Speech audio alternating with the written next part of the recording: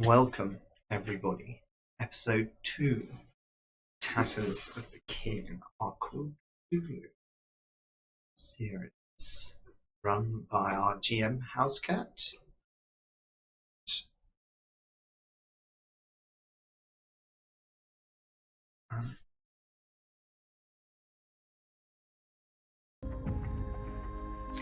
Yeah, do we want to give Jacob a little recap Praise Cthulhu. while we're waiting?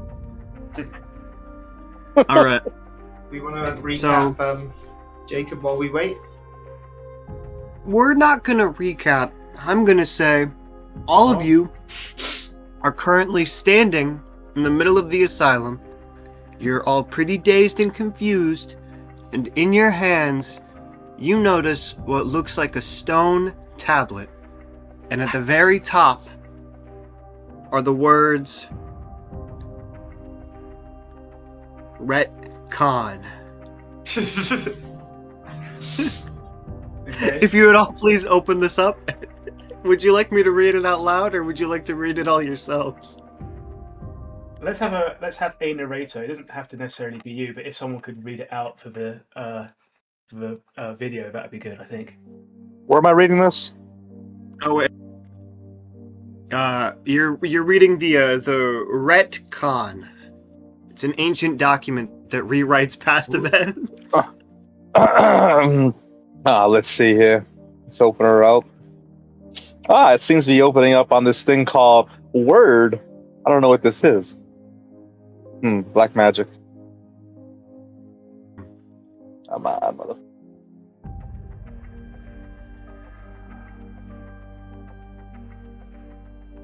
Excellent.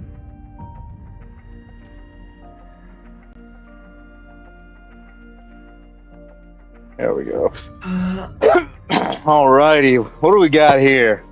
Let me just take out my glasses.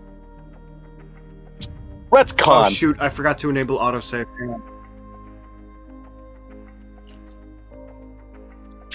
Okay, this part isn't going to update on the retcon, but because I'm just now figuring out Uncle Bones' character, this little message is supposed to be at the end of the retcon. Okay. Retcon. Yesterday, your group met with Dr. Charles Highsmith at the Great Western Hotel. He has expressed concern with the release of a patient, as the family doctor to the patient has been urging Dr. Highsmith to not release the patient, even though Dr. Highsmith has deduced that the patient is ready for more freedom. He invited your group to the St. Agnes Asylum to interview patients, as he respects the variety of opinions your group can bring, specifically the medical opinion of Dr. Eilerston. Upon taking the 10:20 a.m. train, you arrive in the town and are driven by Dr. Highsmith to the asylum. Being brought to the patients first, you're brought to Dr. Highsmith's office, where he gives you tea and crumpets.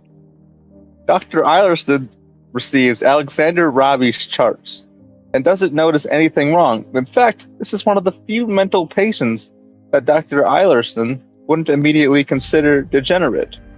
On your group's way to the patient, you're escorted by Nurse Price, Dr. Highsmith.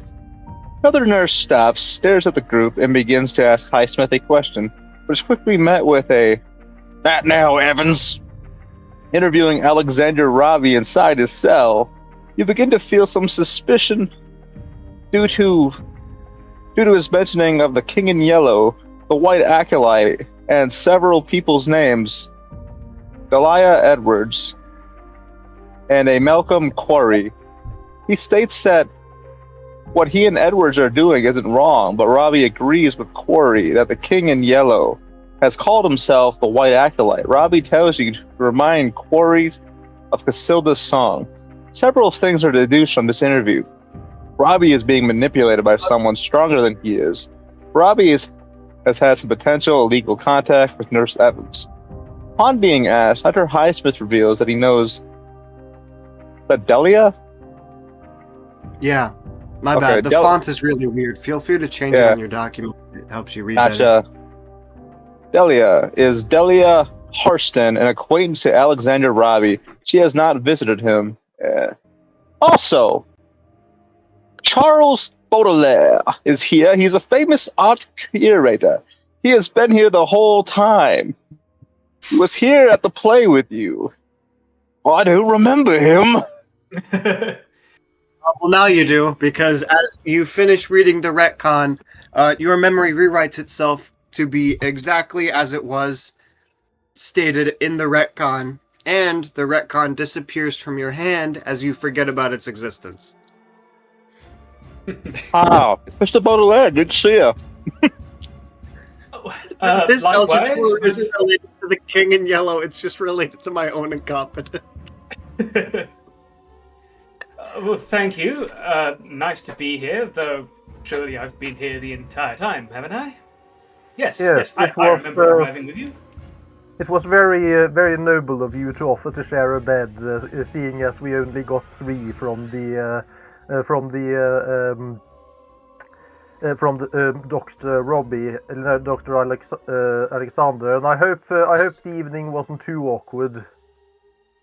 That depends. I can't remember who It's I all shared right beds to with. praise him. I was the one who had to share with the man. Oh man, above game. I was gonna be like, ah, it's okay. I really enjoyed cuddles. Too late. I claimed. I wanted to be the big spoon. Even though there were 3 Okay. beds, only 2 beds were used because the 3 of us shared a bed. Oh. Well, Alright, so This while whole you are situation about is the quite asylum, bizarre.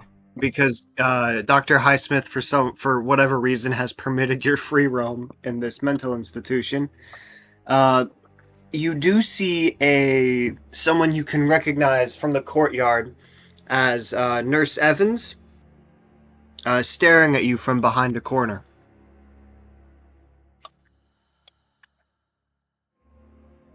I'm not going to make you guys roll a perception roll for this. This is just to move everything forward. I say, gentlemen, I think since Robbie isn't making any sense, perhaps we ought to get an account from Miss Evans about his behavior of late. Yes, the staff would probably have better knowledge than some of the doctors, those who are day-to-day working rather than simply studying the fellow every now and then. And she does seem to have an intense interest in the man. All the staff here are male. He has an intense interest in the man. Shall we see what he's about, gentlemen? Yes. I start walking over there. Alright,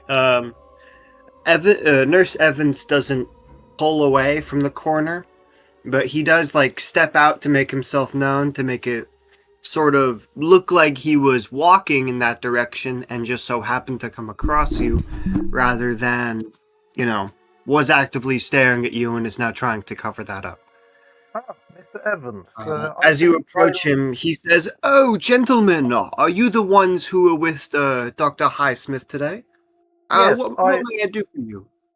I'm Dr. Henry Eilertson. I was brought in to give a second opinion on Mr. Robbie, and given his charts, it would be quite unfortunate if the results of my interview with him had a negative effect on his potential discharge. You see, it didn't go. He wasn't making much sense. So I was hoping to talk to you and maybe make sense of his of how he speaks. Does he normally speak to you like that? Sort of as if he didn't, almost like he's speaking out of context, like he only realized you were talking to him, but isn't registering your questions. Well, as you know, he is in here for a reason. He is a madman. Yes, but So- Dr. Highsmith was of the opinion that he was on the verge of full recovery. Well, that's just Dr. Highsmith's opinion, you know? It's not necessarily what is true and factual, you know? Just because somebody has an opinion about something doesn't necessarily mean they're right. I mean, I am Evans's personal nurse. I was hired by his family, or not hired, but given a rather substantial sum of money to take special care of Mr. Robbie. And, you know, Mr. Robbie, I don't think he's ready for release quite yet. Yeah, and you Yes. would state that for the record?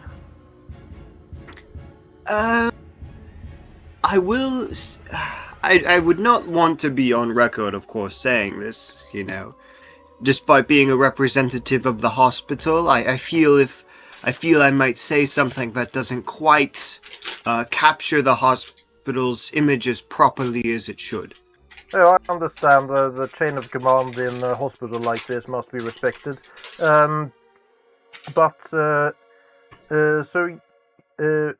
Why do you think Highsmith has gotten it? If we're speaking off the record, why do you think? How do you think Highsmith has gotten it so wrong? Well, Highsmith just doesn't know everything about Robbie, you know? Highsmith tends to accidentally turn a blind eye to certain things. You can't see it, but you can see it. As he's speaking, he's waving his hands around like he's talking with his hands as well. What kind of things has he turned a blind eye to? Well, I will admit off the record, and it doesn't seem that Dr. Highsmith has noticed this, but I have, as a request from Robbie, given him a pencil. That's it. How sharp is this pencil? It's not enough to hurt him, you know? But he just needs to write and do all of these other things that I just don't think are really fitting for his release. Not saying that, you know, of course, writers are all madmen, but the things that I have peeked inside of Robbie's writings, I don't necessarily think he deserves to be released quite yet. Well, if the writing is so disturbing, why do you keep giving him pencils? I've only given him the one, and he keeps it used. Used it sparingly, at least. And what does he seem to write about? Well, you know, he just scribbles into the margins of books, that's all. I see these are existing books. What books does he read? Yeah. Just basic pieces of literature. Like,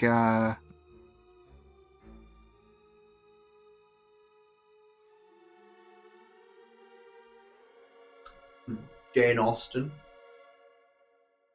Yeah, like Jane Austen. I don't know I don't know all of the books that are personally within Robbie's little library that he has, but you know, it's... Listen, all I'm saying is you should tell Dr. Highsmith that Robbie shouldn't be released yet. But what are we to tell him when he asks us why? Well, just say some more care. That's all. My interview was hardly I do have to go. I have my nursely duties to attend to. If you would like to, you could speak to a different nurse about this. We all have the same, scale of knowledge, at least. So, and without any proper goodbye, Nurse Evans does leave the scene. Well, my interview with Robbie wasn't exactly a good sign for his potential release. My own opinion was already that I felt Dr. Highsmith was overlooking some rather disturbing trends. Indeed. I think we should give him a pencil and paper and see what he does. I can't deny. I think have we a should little give the mental morbid asylum fascination. a sharp object. That's awesome. A mad artist or writer can't produce anything worse than the things I've been seeing lately. I would take an interest in what he has been writing in the margins of these books. I mean, it's not a mad crime to make annotations on text you're studying. It could be that this nurse is just blowing things out of proportion.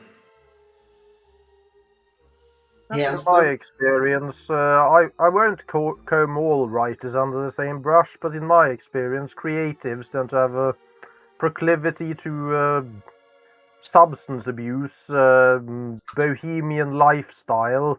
I do wonder if there's a correlation between strong creative talent and some less fortunate genes. You know, I don't half say that you might be right, Dr. Eilerson. In my line of work, I think that the creative spark is within all of humanity, but it requires others to come and help refine said creative spark into something of actual talent. Right. So we need access to his library and potentially to. It's a shame Evans went off so quickly. I was hoping to ask for copies of what Robbie had been writing. well, I'm sure our friend Leon could arrange to pick that up.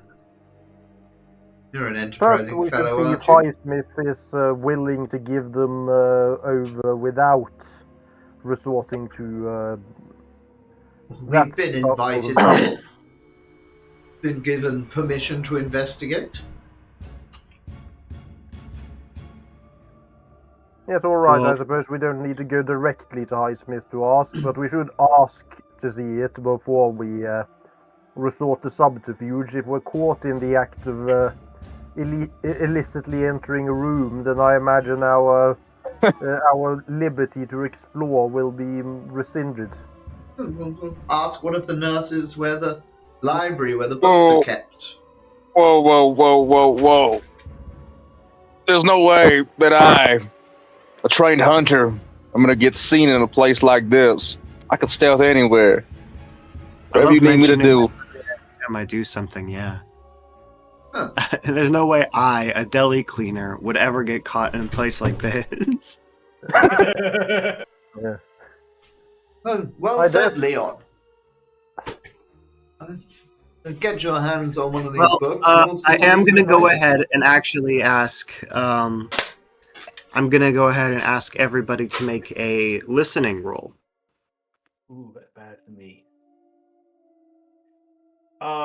8 points over. Is it worth? Yeah, I'll spend 8 points of luck on that because I do have mad good luck. Oh, All right. I got a hard success. Ooh, I got a fail. Ouch. So, Garen, you succeed? Yes, hard success. Oof. I don't hear nothing. I'm just ignorant. I just got a regular. Leon goes deaf. Me and Leon are just discussing how to steal this book. Like, should we ask a nurse where the library is, or just go start looking around? Uncle Bones, have you rolled yet? Yes, I got just a regular success. I spent some luck points on it. Oh, I didn't see your roll. Oh, I'm rolling physical. Is that all right? Oh, I would ask that you roll the with the bot, just so everyone Right. can see. Cool. Do you want me to re-roll that then, or are you happy just for that to carry over because I spent luck on it? You know what? I think just this once, I'll allow the physical roll, but every other time past this, just make sure to roll with the bot. Cool. Okay. So, Dr. Eilerston and Mr. Baudelaire, both of you can hear two nurses making light conversation.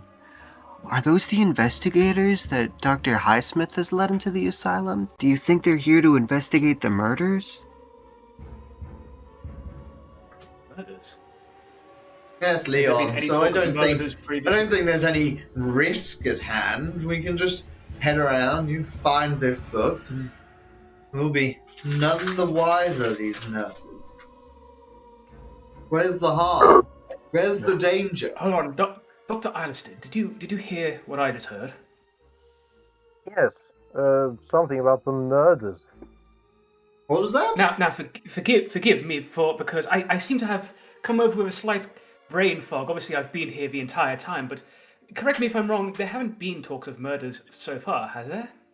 No, and it's quite all right. You did have 3 gins after the play. Oh yes, I was making quite merry that evening. Oh, I mean, the play itself caused a bit of fighting, but I don't think there were any deaths in the audience, other than from No, perhaps boredom. it specifically states in the module that the play resulted in 0 casualties. Yes. Remember, Mr. Estes actually complained that his play didn't have a kill count like the original. Yes, and also yes, I we're remember. He in was Wales. weirdly sad about that. These murders must be localized to Wales, or either that, or we're investigating the Robbie murders, which are several years in the past. No, I mean, yes, those murders were why Alexander was brought in here in the first place. But, If you want, you can talk to a nurse about the murders. Yes. Is this information? Is this information shared with me? Because I wasn't they've listening. been talking about it. Okay. Yes. I think, yeah. I personally think we'd share it with you. Okay. Yes, we were talking aloud. Yeah. Oh, So you all go over to a nurse? Yes. Yes. What do you know about these murders? Oh, okay. Jesus, So man. Sorry about him. I think few- I think the South African heat may have scrambled his brains. When you said the murders, were you referring to the Robbie murders from a few years back, or are you referring to something more recent? Oh, no. So I'm surprised you haven't heard about this, really. About a few months to a year ago back, around November of, I'm pretty sure last year, there were murders actually in this very asylum. no. Who was killed? No one knows. No one knows the exact. Well, we assume murders, but of course there was only one body ever recovered, and that was of Nurse Yates. You see, what had happened? What we found was Nurse Yates was gashed all over and bleeding everywhere, and right in front of Mr. Lucius Harrowell's cell, Lucius was covered in blood, and after some blood tests, we discovered that it was 2 types of blood, one unknown and one of Mr. Yates. Lucius was not covered in his own blood. He was covered in 2 completely separate things of blood. His cell was actually unlocked, so assuming that it was him, we have kept him here for much longer. Yeah, and he's still in kept. One question was have you done any procedures to reduce his violent tendencies since, or is he Oh, still? of course. We have all of these fucking nut jobs hopped up on all sorts of drugs. Like, for example, we have... I'm pretty sure... I don't know. I think that Robbie fellow, he was Lucius's cell neighbor. He was hopped up on... laudanum. It mostly just suppresses mental activity, that's all. But we've recently been alleviating his dose, because he's shown good signs of recovery. What sort of signs of recovery do you feel he's been displaying? When I talked to him, he seemed to It was almost as if he didn't register what I was saying to him and just responded Less screaming. to... Ah, Oh, yeah, I mean, that's a pretty good sign, you know, if a patient Hmm. is screaming away less. true. I suppose it's just be a sign of a quieter form of madness, surely. I'm Well, no if he's medical quieter, then professional. that means he'll be less disturbing to anyone who fucking He ends up murders? near him. Hmm? Oh Less no, disturbing? we're not sure if Robbie has ever murdered before, but he's been taken in regards to the murders. He hasn't been charged with anything, of course. Who was around at the time of this Nurse Grady murders? Harrowell. Just heroin? Yeah, we're pretty sure Robbie was asleep. You know, with how much laudanum he was hopped up on at the time. It's got to be pretty difficult to stay awake. But Oh, Lucius Harrowell was the one who witnessed the murders. And What Lucius, did But we she haven't do? gotten has he said anything anything about out the of him. incident? Nothing. Hmm. Oh, Was he in a state of shock, or is he actively refusing to speak with anyone about it? Well, he always says that the details he does give are so useless we might as well just not even consider them to be details. Because he always says that the Red Devil was the one who murdered Nurse Yates. Ramblings of a madman, I see, yes. Truly insane, really. So that's why he's still here. well, I mean, a figure covered in someone's blood to a madman would seem devilish indeed. Hmm. Yeah, for second, So for he's second, still here, this Hardwell. Yeah, Harrowell is Robbie's cell neighbor. If you want, you can go to Dr. Highsmith to request an interview with him. Oh, I We I don't might can do think take you to so. that'll be coffee now. necessary. We were looking Uh, to find the library where the patients keep their books and things. Oh yes, that'll be in the Commons area. Um, might I ask why you're looking for the library? It's got basic reading material, really. Yes, we simply want to apparently, see what's available. We're trying to get a whole picture of the situation.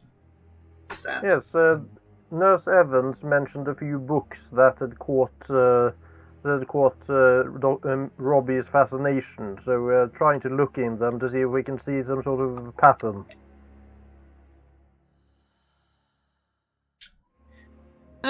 Oh yes, Robbie, he's recently been vandalizing the books. We just let him keep every one he's written in. So what of So those are Honestly, in his... easy then. We'll be able to just visit his cell. we've stopped letting him check out books just because of it. certainly one way to solve the problem. We also heard he occasionally writes. Have you collected those documents those writings he's produced? Have they been collected for as part of his journal? It's all chicken scratch, really. No one's able to decipher what in the bloody hell he's trying to write. Yeah, but it has been journaled. You have copies that might be examined. Yeah, I think I have a list. He goes to an office. It looks like a general group scenario. Opens up a filing cabinet and pulls out a file labeled Robbie, damaged property, and then he hands it to you. Many thanks.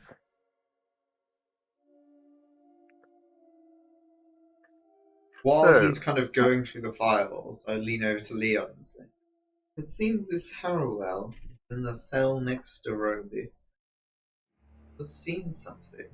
We can slip away while these guys distract the nurse." I like the way you think. And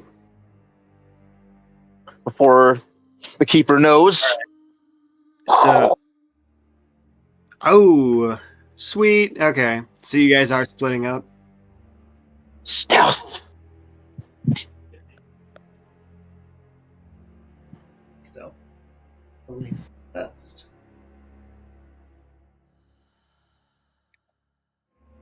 All right.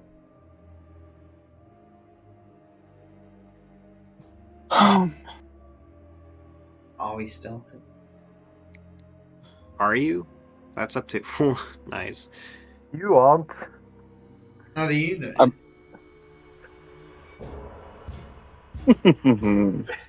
Uh, Our critics typically stealthy.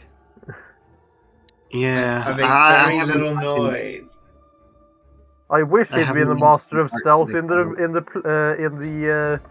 at the play yesterday. Then I might have been able to hear some of the lines. He would have wanted to hear the lines. It was drivel. Compelling drivel. He loudly perhaps. talks about the play while trying to crouch past nurses. Away. Leon is just like, watch this, like a shadow, like the wind. Leon just Disappearing grabs onto like the ceiling, and he just like grabs onto like a vent in the ceiling and just pulls himself up and disappears. You know, like above game though, it's actually kind of like funny because he's this big 7 foot tall muscular dude. He's just stealthing. Pulls out He's the stealthy cardboard quicker than box. the art critic. Everyone actually sees him. They're just too afraid to say anything. Mastered the art They're like, of why is that walking, guy sneaking? walking with purpose. All right, so I had a the clipboard. group is now that the group is split up. We are going to be doing Dr. Eilerston's and Mr. Baudelaire's segment first, Okay. and then Leon's and I forgot Zox's character's name, Ronald Statler. or Mr. Statler's. Mm-hmm. Okay, so Dr. Eilerston and Mr. Baudelaire, as you two are handed the manila folder labeled Alexander Robbie Damaged Property, you go through and you realize that it has just been books, but there's actually have photocopiers existed yet? I don't think so. No. You notice that there is a there is a physical description for all of the books, and I'm going to have to ask you guys to make is it a perception roll? What I have? Spot hidden? What hidden? Yeah. Yeah, spot hidden. Okay. 80. No. Wait, which one was mine? I rolled now. There you go. 91. That is not a success, even if I had good spot hidden, which I don't. Unfortunate. Uh, Spot not the hidden thing that will drive you insane. Awesome. So, after going through this folder, you don't notice any correlation between the books. And also, under the damage description, it does tell you what he wrote, but you can only make out the words sign, and that's it. I said words, I meant to say word. But that's the only word that anybody could make out within Alexander Robbie's Chicken Scratch. Sign. Could this be some kind of, I don't know, is he looking for some kind of like religious symbolism or a something calling out to him? It's hard to say. I mean, I'm Ooh. clutching at straws here, trying to find what this could I be. really wish one of you succeeded that spot hidden check. Mm. Okay. So I as mean, you we could. two are, Could either of us push it? Could we push our rolls? you could push it, yeah. What's your spot hidden like, Garen? Because I only have 25. 35, so I guess I'll push it. Go, Garen, go. Go, Garen. Go, Oh, Garen. Critical Holy success. fuck! yes. I'm not Okay. getting heads or tails of this. Garen. Let me go This over looks it like again. this looks like a hard to critical success. So I'm going to say that you do notice that all of the books' physical descriptions have one correlation. All of the books are yellow. It's Oh. all yellow. The correlation isn't to do with the content, it's the covers. All of it says here, yellow cover. It's practically an offhand detail, but yes, they all of every book he has interfered with has had yellow covers, and I do believe that I do think he didn't mention the yellow sign in his no, he mentioned the king in yellow. And I think the yellow sign was mentioned in the play about the king in yellow that we saw. That all of us saw. Yes. My. I mean, Baudelaire was sadly a very tall man sat right in front of him. I got the gist of it. Have you ever seen? You read the reviews. Have you ever seen? I mean, this kind of obsession with fiction, Doctor Eiersten. Have you seen anything like this before in your occupation? Yes, it's. I mean, Don Quixote was written for a reason. This sort of trend has been observed for centuries. Some people have a loose grasp on reality and try to daydream themselves away to other worlds in which they are suddenly some great and significant hero. Mm.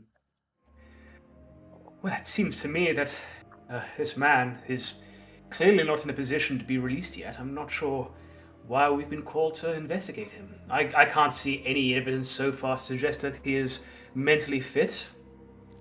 Highsmith is the Robbie family doctor. Might be maybe his brother.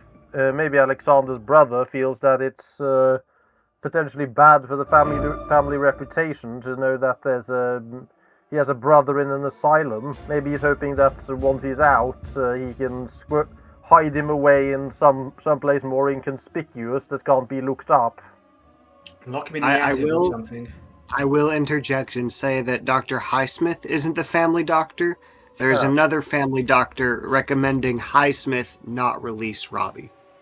Ah. That was Corey, I believe.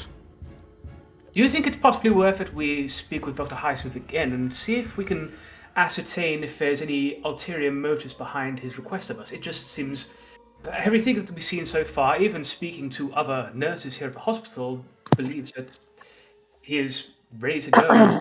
I can't see any reason for why he should be kept. Yes, Or why he shouldn't be. That was the one thing I'd like to do first is see those margin writings of that. No, it's we have text descriptions here, and it's not the margins he wrote didn't make much. They were just like word salad about science. All right. Yes, let's talk to Highsmith.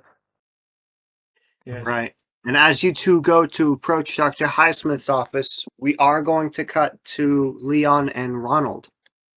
Real quick though, it was Dr. Trollope, I believe.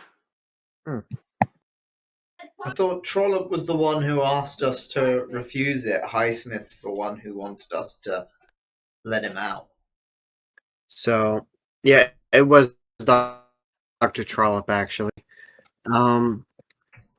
So now, as Leon and Mr. Statler, are you here? Uh, You're yes, muted, indeed. by the way. Sorry. Okay, sweet. Mhm. So you two begin to sneak your way to Mr. Harrowell's cell in the asylum. This is a lot of fun, isn't Leon, it? you are able to keep quiet the entire time and sneak through effortlessly as if this place were its own jungle. And Mr. Statler, your companion, is behind you, except for he keeps mentioning how fun it is about every 10 seconds or so. And at Just least one hear nurse looks over and just ignores you. sharp footsteps just like echoing in the hallways. You know, those like hospital hallways. Pointed shoes on to make as much noise as possible. I'm a gentleman. Well, you two arrive at Mr. Harrowell's cell with no complication, except for the annoyance of Mr. Statler constantly saying how fun it is to be sneaking around. What an adventure. And as you do, you notice that Mr. Harrowell's cell is still unlocked, even though he's still inside. I go in very sneakily. I'm gonna add very sneakily to every single action I ever did. So it doesn't seem like the door locks automatically when it's shut, right? No, it has to be manually locked. Alright. Yeah. I close the door behind us loudly. You motherfucker. Alright, well, at least somebody fucking does it. You close the door behind you very loudly, slamming it, startling Mr. Harrowell as he looks up at you and is sort of trembling. And look down at Mr. him. Mr. Harrowell's a bit chubby and almost bald, with the remainder of his hair being close cropped and white. He is smiling, but in the way that like a afraid person would attempt to smile at fear to try and make it go away. I like to It's roll not for it. working. Very What isn't? afraid. Oh, Him smiling at fear. oh. I like to roll for intimidation. Motherfucker. Yeah, go for it. I feel like even if you fail, you'd still succeed. Just because of the effort. Perfect. Success. Awesome. This guy is scared as fuck. What are you gonna do with him? What do you want to ask him, Mr. Statler? Oh, I suppose we start with these murders. Tell us, Mr. Harrowell, who is What the about these Red murders? Devil?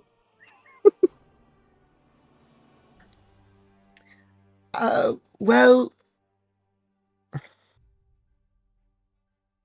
are you talking about the murders? Yes. You were the Right, witness, weren't okay. you? Yes. I noticed Mr. Yates was coming to my cell to feed me my food. Of course, he had brought me a rather large sum of ham, and he had brought a knife to cut it with. When somebody came from behind him, I don't know who, and slashed him up. And I looked away, and by the time I looked back, both him and the man who murdered him were both covered in blood. Hmm. And His hands were blades, and he it looked like he had cut himself and the man at the exact same time. where did he go after this? Why did he not simply kill you?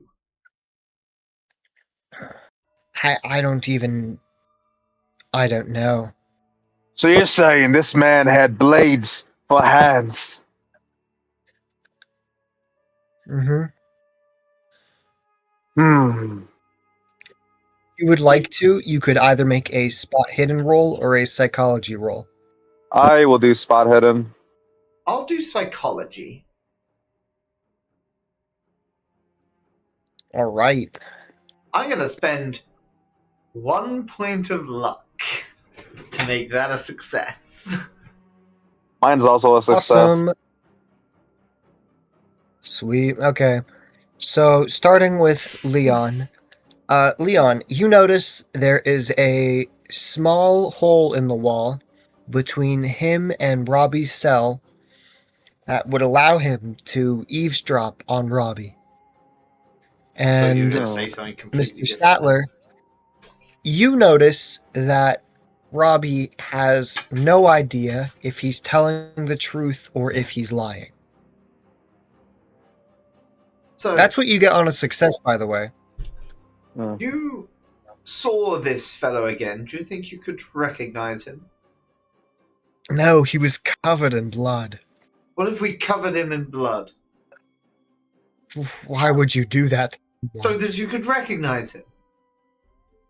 I couldn't recognize anyone if they were covered in bloody blood. Look, be honest with us. It was you, wasn't it? No. Yes, you took that knife and you killed him. Killed him and you danced Oh. around in his blood. Of course I didn't. No, I couldn't. I, uh, Well, then who else? Who were you protecting? I will let you know that he is currently straitjacketed, but it looks like he's trying to put his hands up to his head while he's panicking. Does he have any stuff in the room? No, because people think he's the murderer, so all of his shit's been taken away. Ah, very well. I'm gonna grab the blanket off his bed and throw it in the corner. Take away what little this man has. You're gonna be cold tonight if you don't fess up. I'm fessing all I can, please. I don't know anything but what I've told you. Listen, mate, listen. You notice as this fat, bald old man begins crying. Ugh. You know, I don't understand. This is not a need for tears.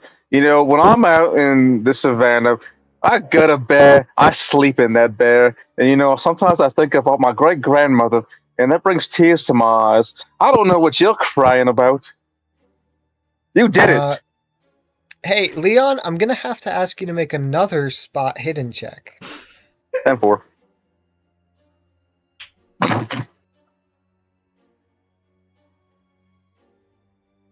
That's a success. Awesome. So Oh, you that's a did hard notice success.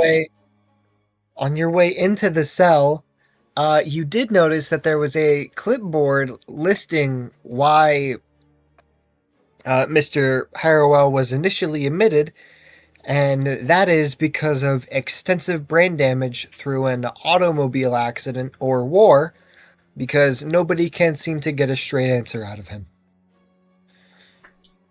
After my story, I go and look at it, and I go, You know, Mr. Statler, I think he has brain damage. Yeah, he seems He has brain particularly damage because I'm looking at useless. this document that very clearly states he has brain damage. Let's say we check out the cell next door. If it's unlocked like this one, we can have a rifle through some of old Ruby's belongings. I take the blanket from the corner and I wrap it around him, and my finger goes over my mouth and I go, "Shh, it'll be okay," and then I leave. I leave as well. You can hear that he's muttering "it will be okay" to himself as he's rocking back and forth. You can hear that he's rocking back and forth because of the creaking of the leather straps on his straitjacket. The desire in needed me to to go and just take that blanket away again. Listen, I needed Wow. to somehow explain how you could hear him rocking back and forth. Yeah, is the All right. Roby cell unlocked as well, or is that one locked? Roby's cell is currently locked. Okay, is there like, Um, is it like a locked door or like a got barred window type thing? It's like a locked door. Okay. gonna now try did the nurses actually have this on them? Nurses have what on them? Like a Keys. key to this door? Yeah, they had keys. Go snap a nurse's neck. Oh my fucking god. What? No, Okay, I think I'm gonna have to draw the line at murder. I'm not gonna let you kill one of these nurses. I was talking about theft, but all right. No, not all right. It's not all right. You can't murder a person and get away with it. Why Well, not? I mean, weren't we given like, as long as we just let people know, weren't we given like free reign to go and speak to Roby, like if and when we ask for it? Yeah, are there any nurses walking around nearby? no. This is a surprisingly empty hallway. Mostly considering that nobody expected any of these patients to have visitors. Is it possible to Interesting choice. is it possible to brute force my way and just take my hand Down the and door. just break it? Just like you got this traumatized mental patient, someone just breaks down their door. We're gonna ruin the recovery. If you did that to the other guy, he would die. Jesus. Oh. Okay. I feel like there's little to gain in doing this and a lot to lose if it fucks up. Like, if you're gonna act crazy, it might as well be in a mental asylum. Yeah, exactly. You gain And, like, the ability to access information you don't know you need to access, and you lose the ability to enter this hospital ever again. I was gonna say the ability cool. to access information we don't know we need. We gain it and we lose it. Yeah. Ronald, I Ronald. think we flag down a nurse and get them to unlock this door. Well, I guess that makes sense. I suppose And one then thing you could. we kill the nurse, blame it on Roby, and then he never gets released. Well, Jesus. me and Statler does Dr. not say that. Me and Dr. Eilerston were just about to go speak with Dr. Highsmith. We could say that, like, oh, as you're coming out of Luke, was it Lucas? Yeah, Lucius's cell. We're now walking to go see Dr. Highsmith. You could join us, and then while we're interviewing them, then you can also ask him if we could please visit the cell. Yeah, I think that's reasonable. I think we should probably return. There seems to be. You know, if it's a murder, you should probably talk to the cops.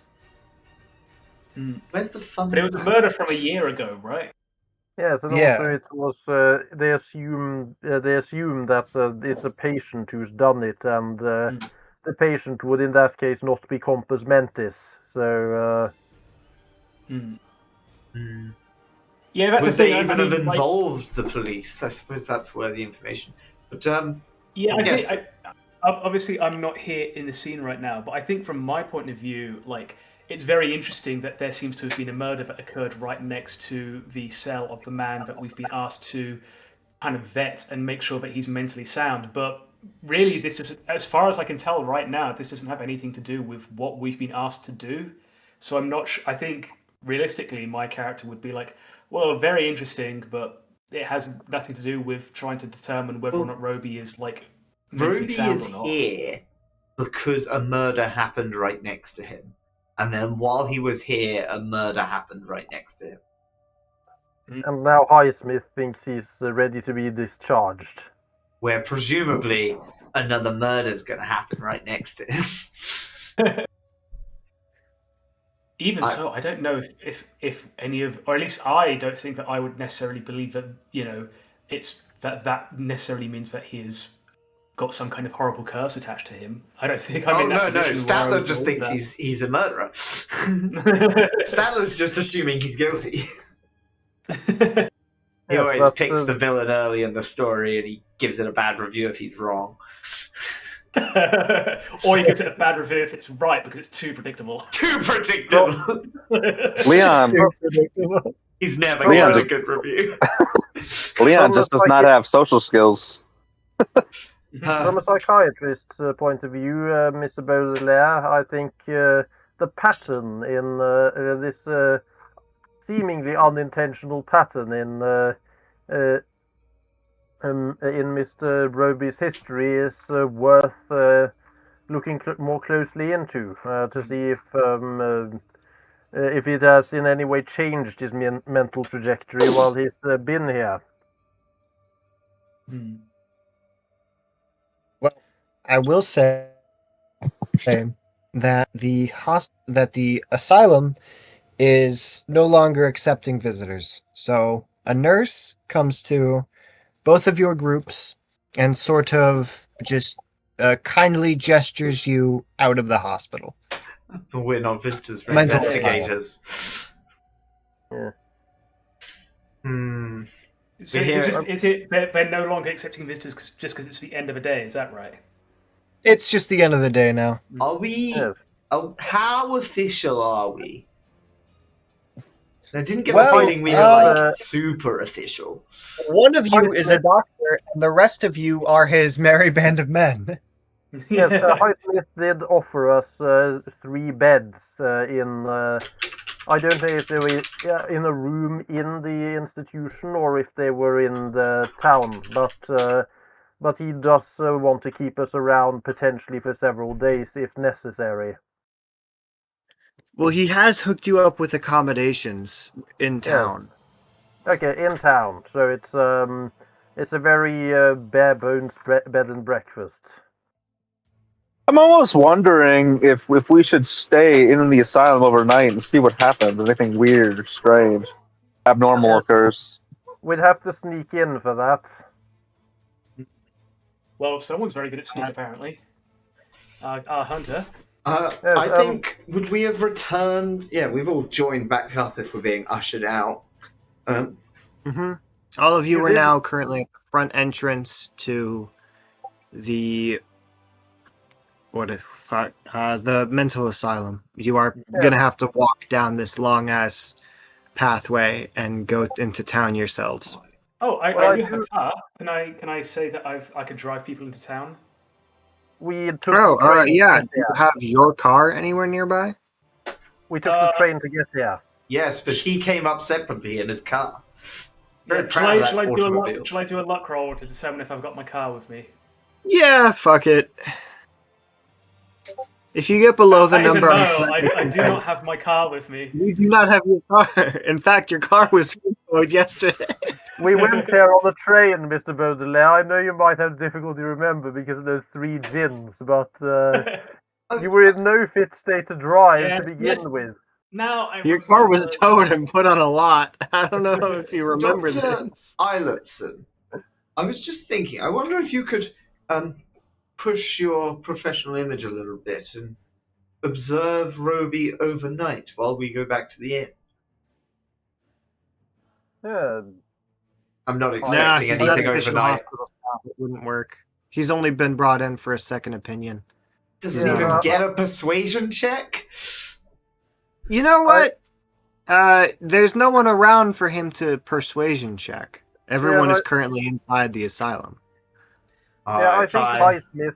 Highsmith, for understandable reasons, is keeping a sort of is kind of managing our presence here, which he is a doctor at this institution, so it is understandable, and we do have to be careful, gentlemen, not to push our not to strain the limits of his hospitality too much, or we may be shut out of this case. Exactly, and it's been an awful long day. I suggest that we simply get some rest and recover for the next. Yeah, so shall we draw straws for who has to share the bed with Baudelaire this time? I should think that if I had to share a bed last time, I should be allowed to have my own bed this time. No, No. you gotta share a bed again. That's how it works. Come here, Mr. Baudelaire. Reminds me of, this reminds me of the hunt. I have to say, Reminds him of the time he hasn't cut open a deer for warmth. I feel a lot Does it like there's a imply that- story I'm not being told. I don't approve of it. Yes. So the family doctor of the Robbie family does not think Robbie should be discharged. With that torpedoes my theory that it's the brother who wants to hide him away somewhere away from a mental institution that might be looked up by journalists or someone else. So we need to figure out why does Highsmith disagree with the family doctor and much of his own nursing staff, and why is he seemingly so oblivious to the very worrying signs I noticed in my examination of the man? I mean, I can point to a simple answer. I've seen a few thrillers in my day, and it's quite simple in my mind. Roby, heir to a banking fortune, but trapped far from his home and his money, decides to get released and needs to bribe the doctor to do it. So when he returns and is released, he shall inevitably kill his brother, seize his fortune, and then pay off Dr. Highsmith. Fascinating theory, Mr. Stratton, but why would he hire us to come and vet Roby in his stead? Surely he should be able to do this without our help. And even if he did require an outside opinion, surely he would then pay us to give Roby a good review. As it stands, we plan to disagree with his professional point of view. Simple. No, Dr. Eilertson, I believe you were going to discuss the difference between the family physician and the mental asylum's head doctor. Highsmith would be betting an awful lot on Roby being able to kill his older brother and honouring the agreement, which is a lot. That's a lot of trust to put in a mental patient. I will remind everyone that Roby hasn't been charged with anything. In my mind, I'm not he has. I'm not saying that he is a criminal. I'm saying his sanity is questionable. Why would a psychiatrist trust, however wealthy he is, why would he trust some harebrained scheme by a mentally unstable patient? Perhaps the doctor. Perhaps he's dull. I was going to say something similar. I mean, perhaps the doctor, spending so much time around his own patients, perhaps he is beginning to crack under the strain of it. Perhaps he may need to be locked in a padded cell sooner rather than later. All right. Well, I will tell everyone that you all pass out on your various beds theorizing. Dr. Eilertson and Mr. Baudelaire are both sharing a bed. Which one of you has the highest appearance? I don't have to ask gender because all of your characters are male, but I'm at I've got 60. highest appearance. I have a 70. Let me just change that real quick. No. I'll kill you. Handsome doctor. Yes. Who's the sexy man? How about everybody just put their appearance in the channel so I don't have to pay attention to who said the highest number? Yes. I would have been 65 if I didn't. I would have been 70 if I didn't make myself 47. Ooh, that's an ugly man. Okay. Dr. Eilertson, that tonight you have a dream.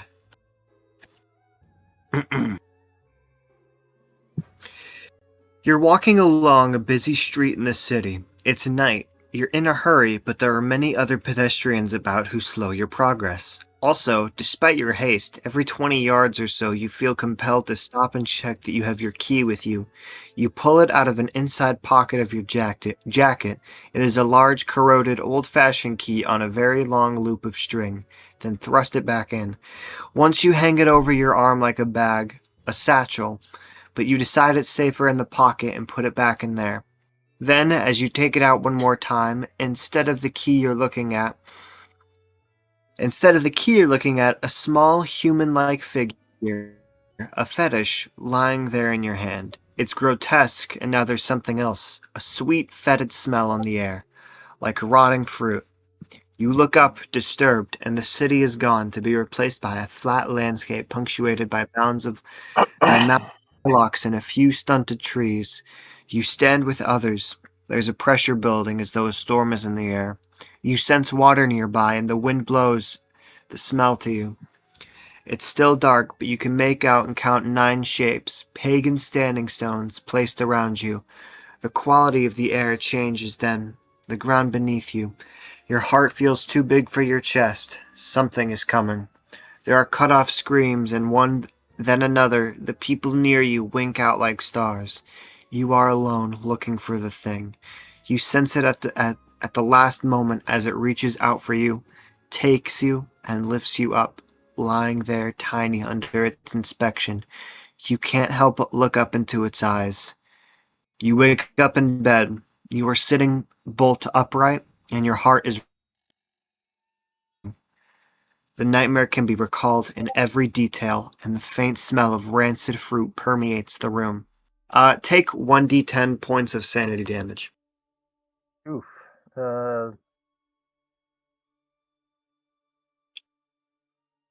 1. Man, I was lucky.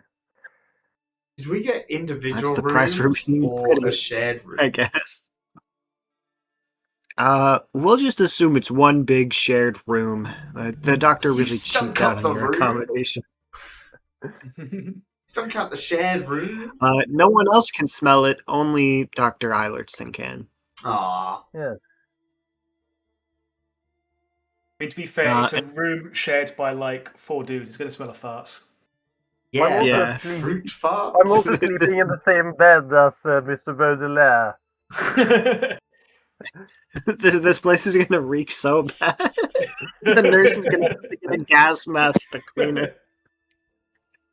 Especially since one of you is like a hunter that barely showers. Yeah, I'm glad I wasn't sharing a bed with them.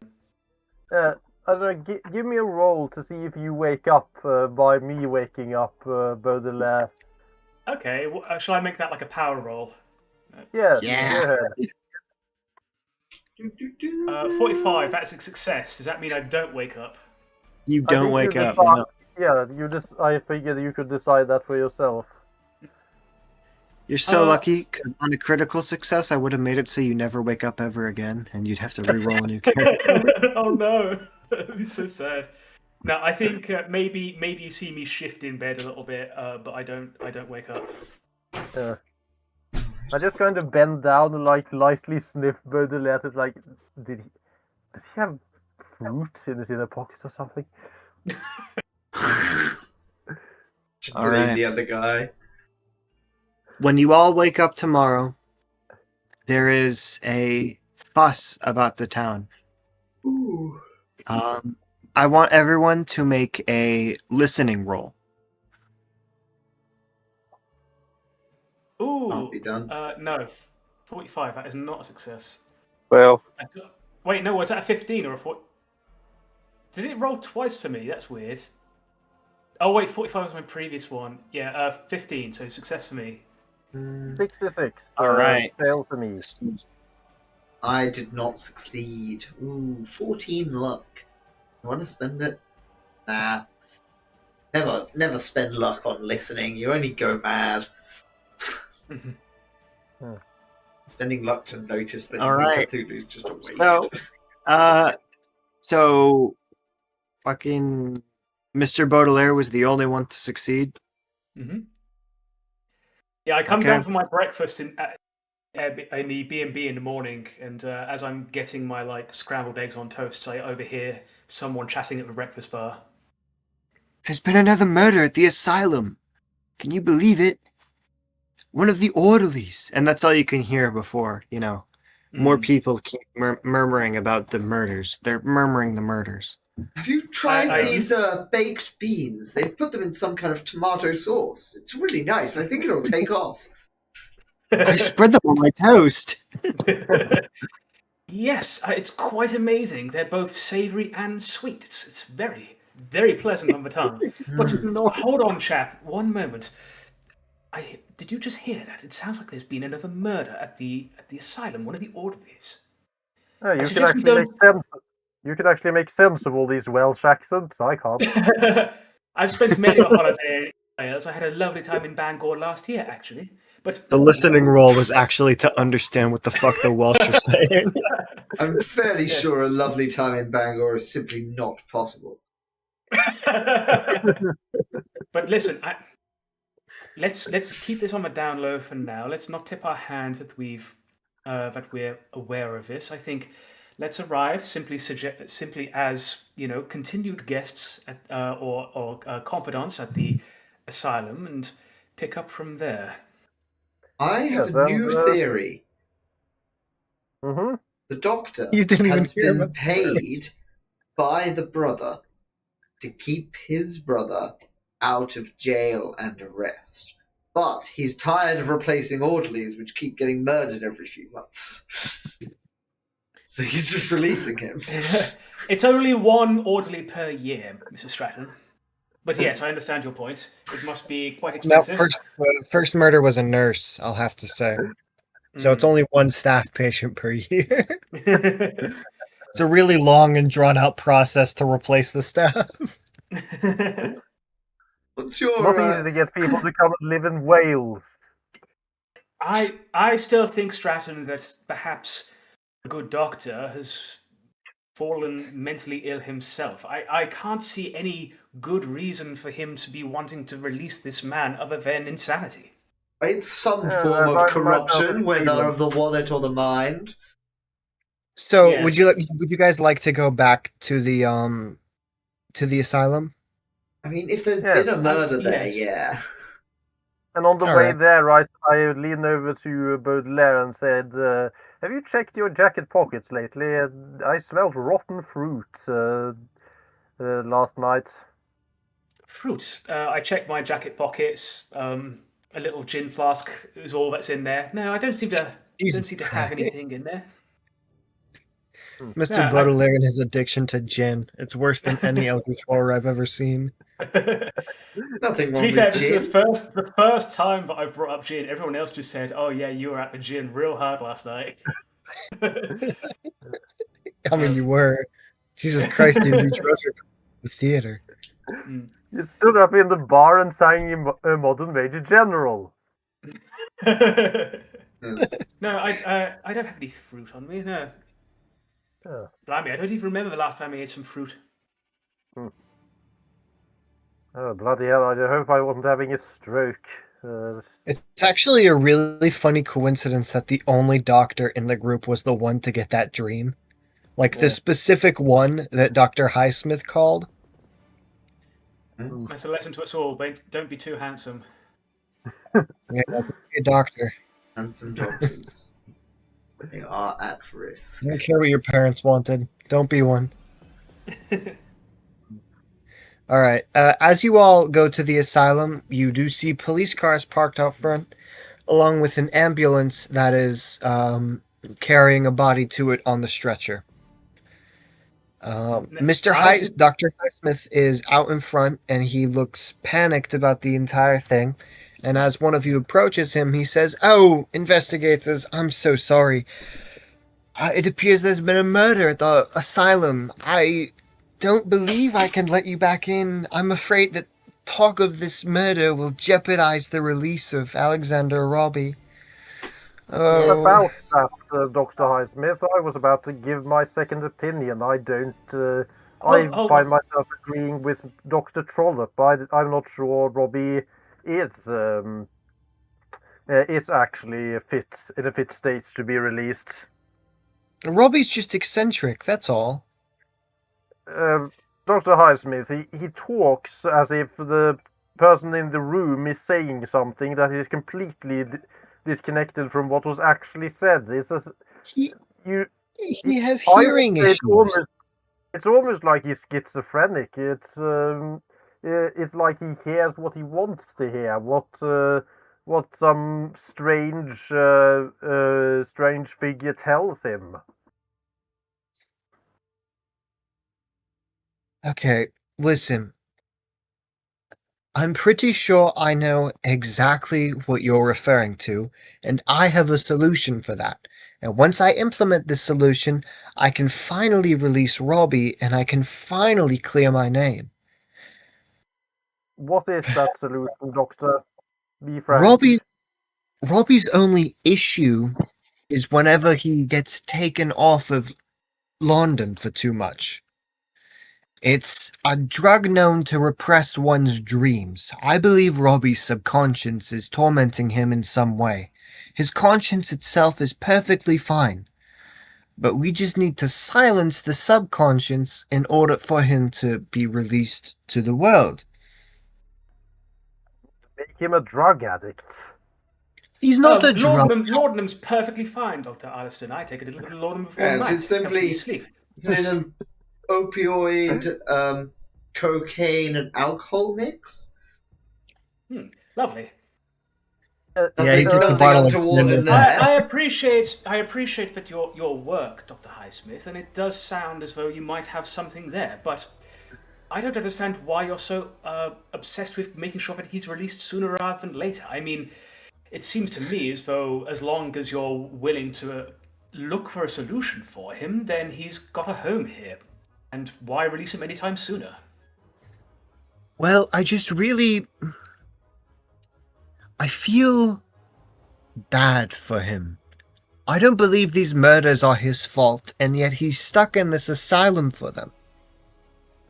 Yes, but if Do you you want have to clear to- your name, do you really want to release a man that there are so many second and third and fourth opinions on that say he's unfit for release? If he I will not vouch for it as a second opinion, and if he turns out to not be mentally stable, it will be on your hands, Doctor. I want you to make a persuasion check. Yes, that's a hard success. Before we carry on, can I also just make a passive psychology check just to kind of get a vibe on whether he is being genuine when he says that he wants to do the best for Robbie, or is there like ulterior motives? Yeah, go for it. 80, that is not success. You have no bullshit. idea if he's being Yeah. genuine or not. Can I roll psychology as well? Yeah, sure. Fuck it. Ooh, I'm gonna spend 3 luck to succeed. Alright, you can tell from the best of your ability that Dr. Highsmith is being genuine. He seems to be the one doctor that you've met that doesn't have a cold and detached outlook on their patients. That must be why Dr. Eiliston dislikes this man so much. He's got a good heart. I mean, what I was thinking was approaching More either the than them, ambulance instead of or the police lobotomies. staff as a writer for the Times to see if they'll give me any information.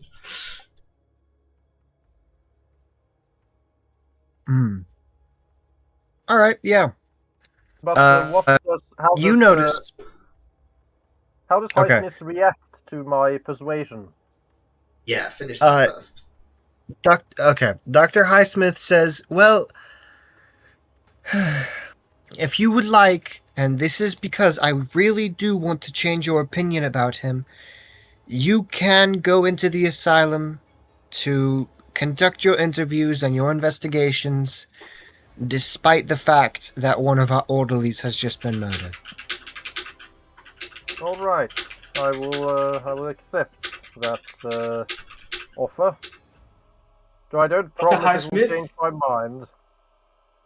Dr. Highsmith, I can promise you that we will be discreet and we will be courteous. Thank you so much for allowing us passage into the hospital. It's no problem. We shan't get in the way, shall we? I sure hope not. And then he says as he goes inside the hospital. It seems that he's already given his statement to the police. All right, now which room should we break into? That's a All of joke. them. Right, so we now have access to Roby, right? We can go and speak with him. But you did mention that you would like to talk to the police. Yeah, I wouldn't mind just heading up to them and get my little like notepad out, a pen, and I'm just like, Um, I will have to add. I will have to say that Dr. Eilertston is most likely going to have to be the one to talk to the police because he has the letter asking for him. Yes. I just introduced And myself also, as a writer for the Times, and what happened here? What's going on? well,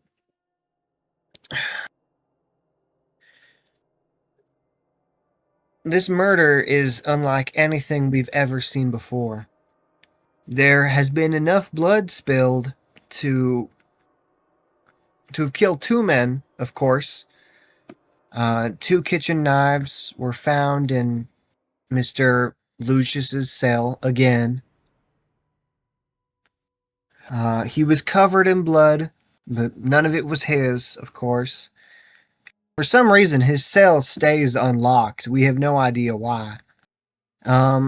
We've examined all asylum staff, and none of them have appeared to be wounded. Um, of course, I should mention the man who has been murdered um, was named Cuthbert Yates. He was an orderly at the asylum. There's no motive for Harrowell murdering Yates, and in fact, after further investigation, it feels that it was very suspicious for Yates to be in that section of the asylum in the first place. Why is that? I'm just like making Uh, notes. well, we've examined the usual routes for all of the orderlies and what they're usually supposed to be doing, and Mr. Yates was on the wrong wing from what he was assigned. See, he was assigned at the second floor, although the murders took place on the first floor, where Mr. Harrowell was. Just write down. Yates leaves post. Harasses Harrowell. Harrowell revenge? Question mark. Are you a I, theatre critic or a script writer? My secret I shame. myself, I've never gotten a script published. I myself am under the impression that Harrowell must have been the murderer and that the second victim must have left the scene, but we can't arrest Harrowell because he's already locked up in an asylum. I don't, I find it unlikely. I've met this Harrowell. He's even doesn't though, seem the listen, type. I'm going to tell you, actually, before I go on with this, make a credit rating. Make a credit rating check, I mean. Of course. Right away. I fail. Christ.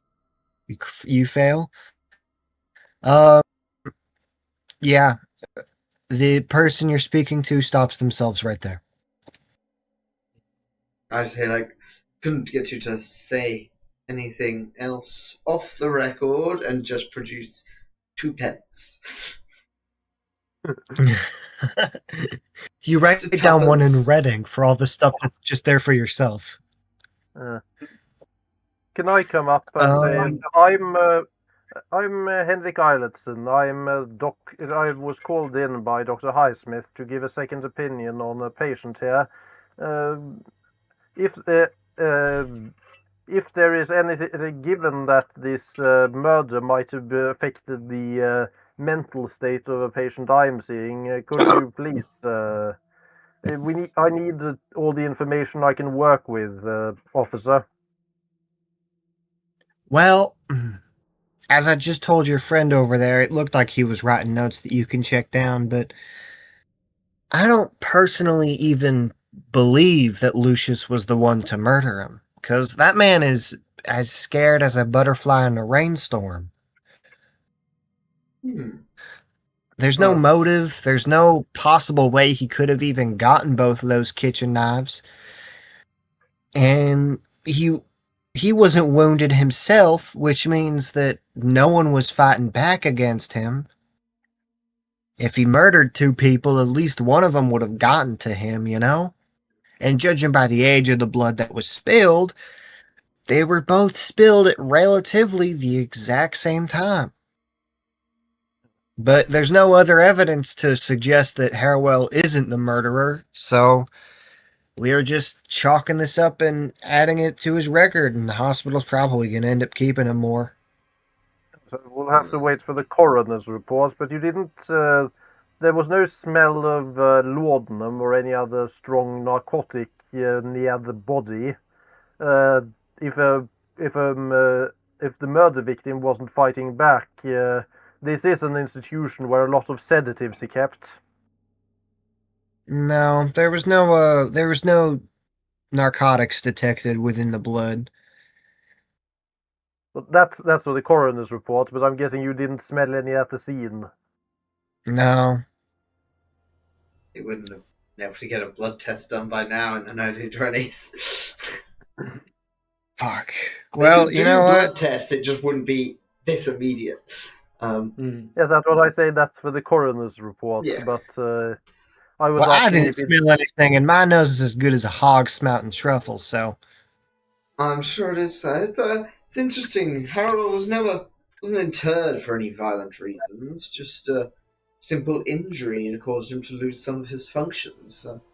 Strange. Yeah, but then, Perhaps the there orderlies was here this aren't as murder, and then the kind. murder that happened like a year ago, so we Well, have there no was idea. It's awful coincidence that both these murders happened when his cellmate was Roby.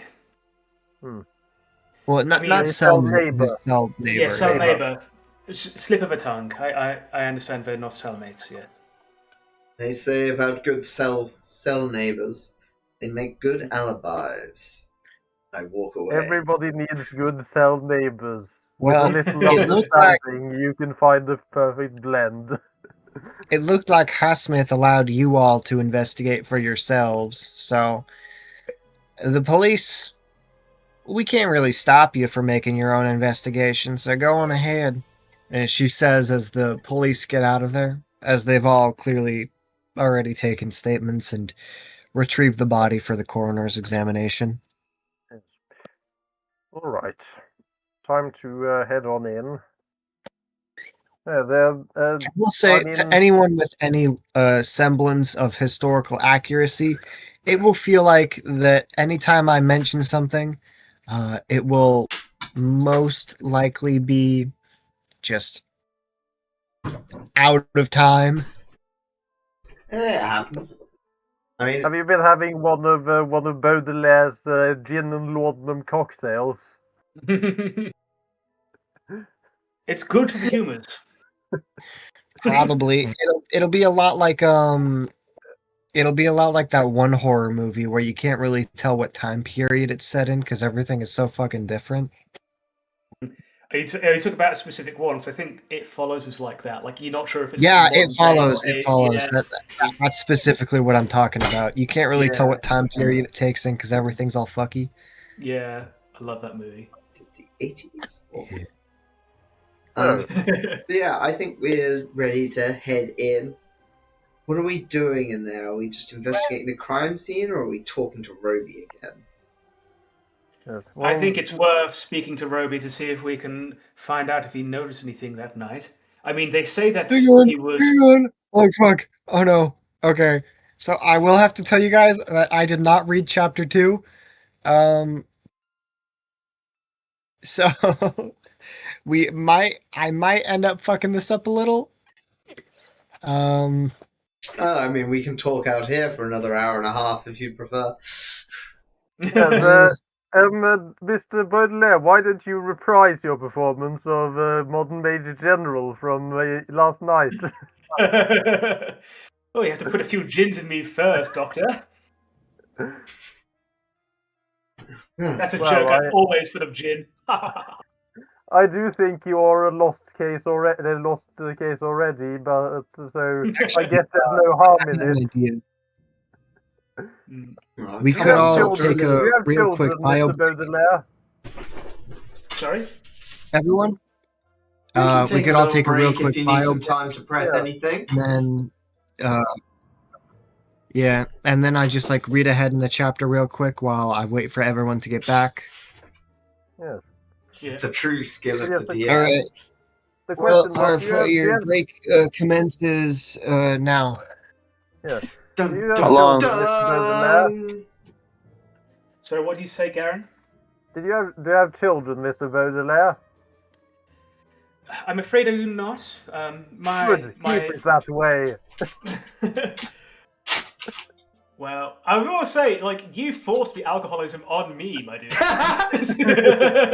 You made I me have an just alcoholic. I'm just yes-anding Yeah. this. Yeah. Oh man, that's the best part of RPGs. That's just a bit of improv terrorism on my part. It's how you play the game. Oh.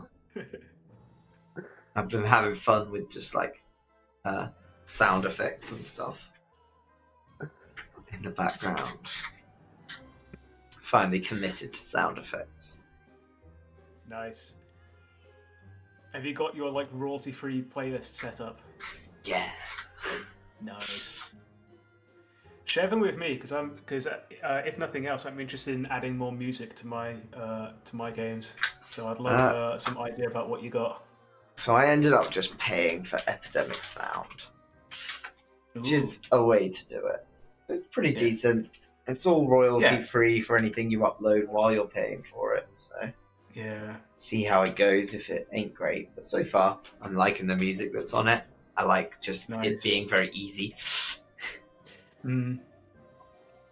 Yeah, that's the thing. It took so long to make my playlists because, like, firstly you have to like listen to the tracks you want, determine which ones you want to try and pull in, and then actually like download them all and upload them into like playlists and stuff. So it does take absolutely forever. So it's nice if you can just do it super easy and just grab things and shove them in.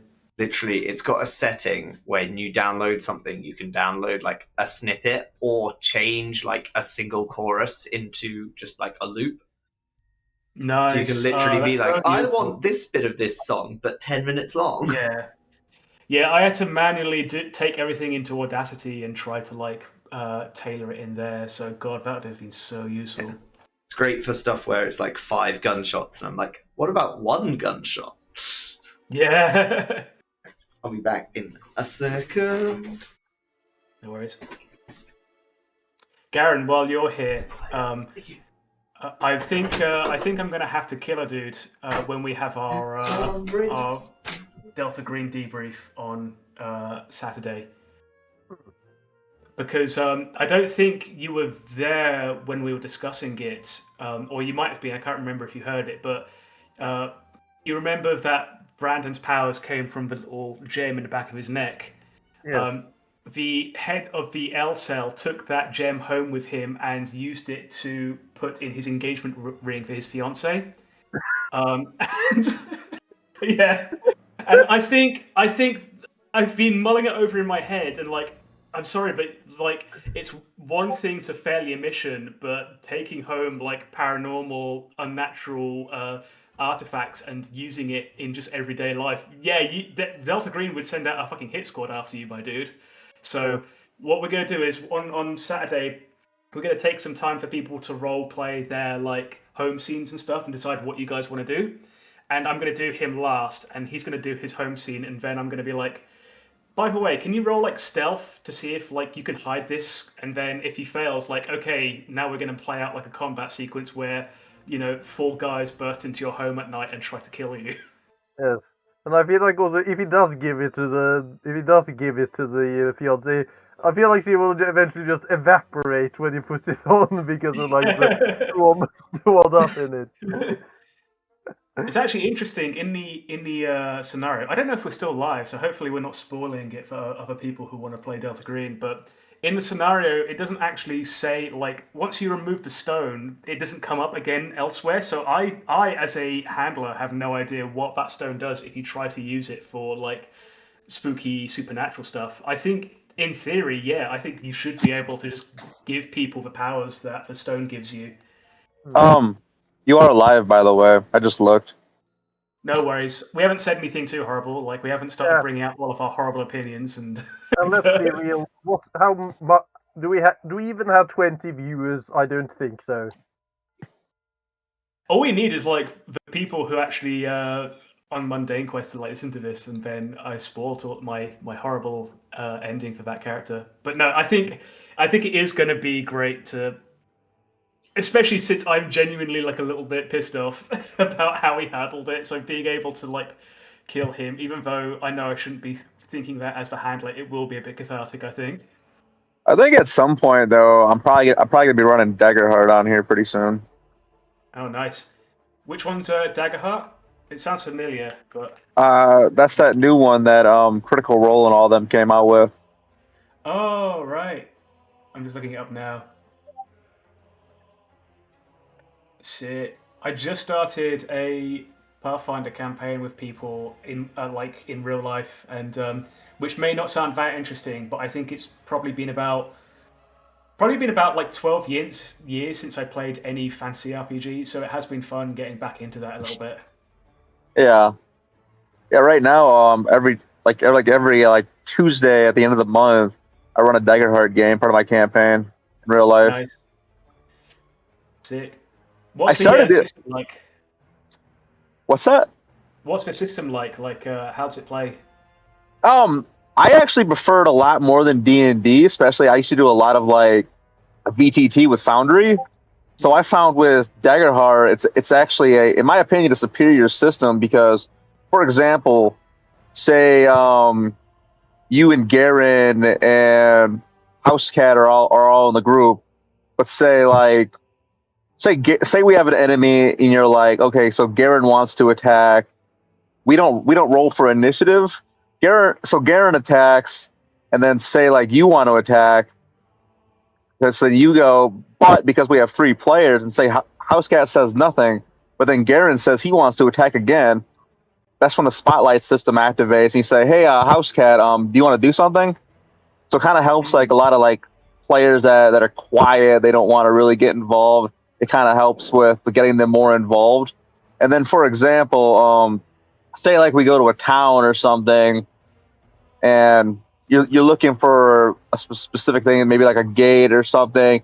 So I would basically just say, "Hey, Mr. Bones, describe to me what the horizon looks like," stuff like that. So it's Nice. kind of it's kind of like part of the apocalypse engine, but it also has the combat that you like in D&D. So you have the storyteller system plus the combat you love. But for this, it's the duality system. So instead of rolling a straight D20, you roll two D12. One's your fear die, one's your hope die. So it's basically all the same stuff that you love in D&D. But say like, for example, you say, "Hey, I want to rob this guy," but you roll with fear. Maybe you're not going to find what you want in his pocket, or you're gonna be able to take it. Or you're in a car chase, you throw a knife, and it's yes, you hit your target, but because you rolled with fear, it's taken a little bit longer than you would have liked. Ah, cool, nice. It sounds a little bit like not exactly the same, but it reminds me of like the panic dice in like the Alien RPG and stuff, where like you can get like more dice to improve your scores through panicking, but if you roll one of those dice, then like bad things happen. I love that as an idea, like where you Yeah, can succeed but with negative dice, but also fail in other ways. It sounds really cool. yeah, it's very nice. I enjoy the system quite a bit because it's like over V. Because I've learned when you play D&D or Pathfinder over like a VTT to get to those higher levels, you're like with all your monsters, your players, it gets really bogged down. But with Daggerheart, I found out that it works out really well because with the Spotlight engine, you're able to be like, okay, this is what we have here, and this is what's going on. But what also is nice is because we have the storyteller system involved, we're able to build the story together, which I really Yeah, like. it sounds super collaborative, which is really nice. Um, I want to be better at that. I feel like I'm too controlling when I run games, so being able to do more collaborative stuff is something that I want to get Yeah, better at. I think. that's why games like Daggerheart are very good because it has a system literally engraved into it where it's like, all right, so we're building this together, Yeah, kind of like Cosmere in a way, where you're all world building together. yeah. I'm going to be playing the next game that I want to run with people is I'm going to try doing public access, and that has like a somewhat similar thing where a lot of it does the same thing as Brindlewood Bay, where the it's got like mysteries for the players to solve, but the players have to come up with their own solution, and then depending on how on whether the DM likes it or not, then that kind of determines on whether they're right or not. So there's going to be like a lot of collaborative stuff in that where I'm presenting the players with clues and then they come up with their own theories, and then depending on how many clues they successfully integrate into the mystery will determine whether their theory is right or not, which I think is really interesting. Okay. So I will say that I have read ahead a little, and I introduced to you all another retcon. Um, interview with Dr. Trollope. Now you're on your way to said interview today. Okay, cool. Is his name really Dr. Trollope? It's dead ass Yes. Dr. So all of you are at your own homes, and I'm in Africa. eventually you all meet up on the train to go to Dr. Trollope's home in Long Anchor. Everyone give me a spot. Hey, you know, Zax isn't back yet, right? That's just not true. Huh? Oh, fuck. Yeah, my bad. Just making things Oops. up. Aaron's gone though. Oh, is he? Okay. Yeah, I can't see him. Yeah, Garen is still gone. I think if I'm going back to London for a bit, I'm going to take some time to check in on my protege, my new artist, and see how he's getting along. We don't have to roleplay that out, but I'm just going to like check in on his work and perhaps steer him a little bit towards the direction that I want him to go in. I'm going to write a little puff piece about the new artist you've taken along. How? No, I don't think. I'm we anticipating can, his next showing. We can roll. We can roll opposing roles if you want. But in my mind, he's like very much an unknown character at this point. Like I discovered him. Like he's I've written him as being like he's poor and not noteworthy, but I see something in him which others don't, and so I think I'm kind of trying to keep him a bit of a secret until my magnum opus curation is like ready to display to people. But we can have it like a roll off if you want to see. I was suggesting that like I'm just writing about how your gallery hasn't done a new showing in a little while. Yeah. I think that you and our characters. I mean, you might dislike me, but I think my character has a lot of respect for the work that you do. I don't think I dislike you. I think my guy doesn't write nice reviews, but yeah, like there's that kind of scale of it where you're just like, yeah. He writes long reviews about your work. Yeah, yeah. May I say, Stratton, that I suppose we've had our professional differences over time, but let me say that I always strive to improve, and frankly, your reviews of my curations keep me motivated. It's nice to know that I have someone to critique me and not just say niceties for the sake of it. And of course, I don't need to tell you that there's only a handful of people in London who have middling reviews from you, and those people wear it as a badge of honor. So I hope one day to aspire to such a middling review from you. Well, sure, as long as you don't give up on it, you will eventually reach some level of capability in the whole business. I think, Stratton, you and I, we're cut from the same cloth in a way. We just approach our work from different angles. You see, I am someone who we both can see that the creative spark exists in many people, but not many people know how to wield it correctly, and we strive to improve the output of work brought out by people. I try to curate it, I try to grow it, and you, like a stone worker, you cut and chisel the imperfections from artists until all that remains is gleaming and shiny.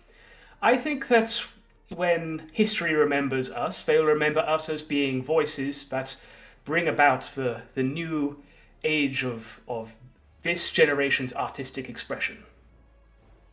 Well, I mean, I've always been a firm believer that a healthy dose of the rod, as well as praise, makes a man. I think we can agree on that, Stop it. sir. I never should have started hanging out with all these artists. That was what Uncle Fritjof did, and he shot himself in the end. You are quite As you- mistaken, Dr. Ellison. If you ever want to truly understand the human psyche, you must search for the artists. As you guys are talking about art, Leon's like, he takes this picture out of his pocket and he shows Ronald. He goes, This is a tiger I hunted. Look at the size of that, mate." Ronald kind of like That is takes in that is the photo. that and is he's art. like, truly a beautiful creature. Hmm. That is quite a specimen there you have there. I tracked that wily woman for 3 days. Good grief. Is everyone back? How did you ever bring Is it down? dead in the photo? Or Yes. Ah, How did you ever Very- bring it down, man? It could have cut you limb from bloody limb. I snuck up on it and I slit its throat. Blimey, you Yep. are selfie. truly Yeah, you'll have to mad. take me. We'll have to go hunting sometime. I fancy myself a bit of a sharpshooter myself. Helped fella bear once. I did. Hmm. Well, wouldn't mind. I only go out hunting on Sundays for pheasants, but if it's somewhat local, I might be encouraged to come and join this little escapade with you chaps. Yes. Hmm. Oh my god. I've never had friends before. Leon, you're gonna love Dr. Trollop. Am I? I must say, these Yep. breakfast scones. There's a list are- of decorations in his home right now. You're gonna love this guy. just Oh full my. of dead animals. These breakfast scones are delightful. You What? try the jam. Hey, watch. Above game, imagine Leon goes into his house and he's like, "That's child's play. I hunted that when I was 10 years old." It's just a T-Rex on one wall. Scones. You were mentioning scones, Mr. Statler. What about them? They're just very nice. Is everyone about finished up? Shall we make our way to the doctor's house? Yes. Weren't we going back into the mental asylum to investigate the scene of the murder?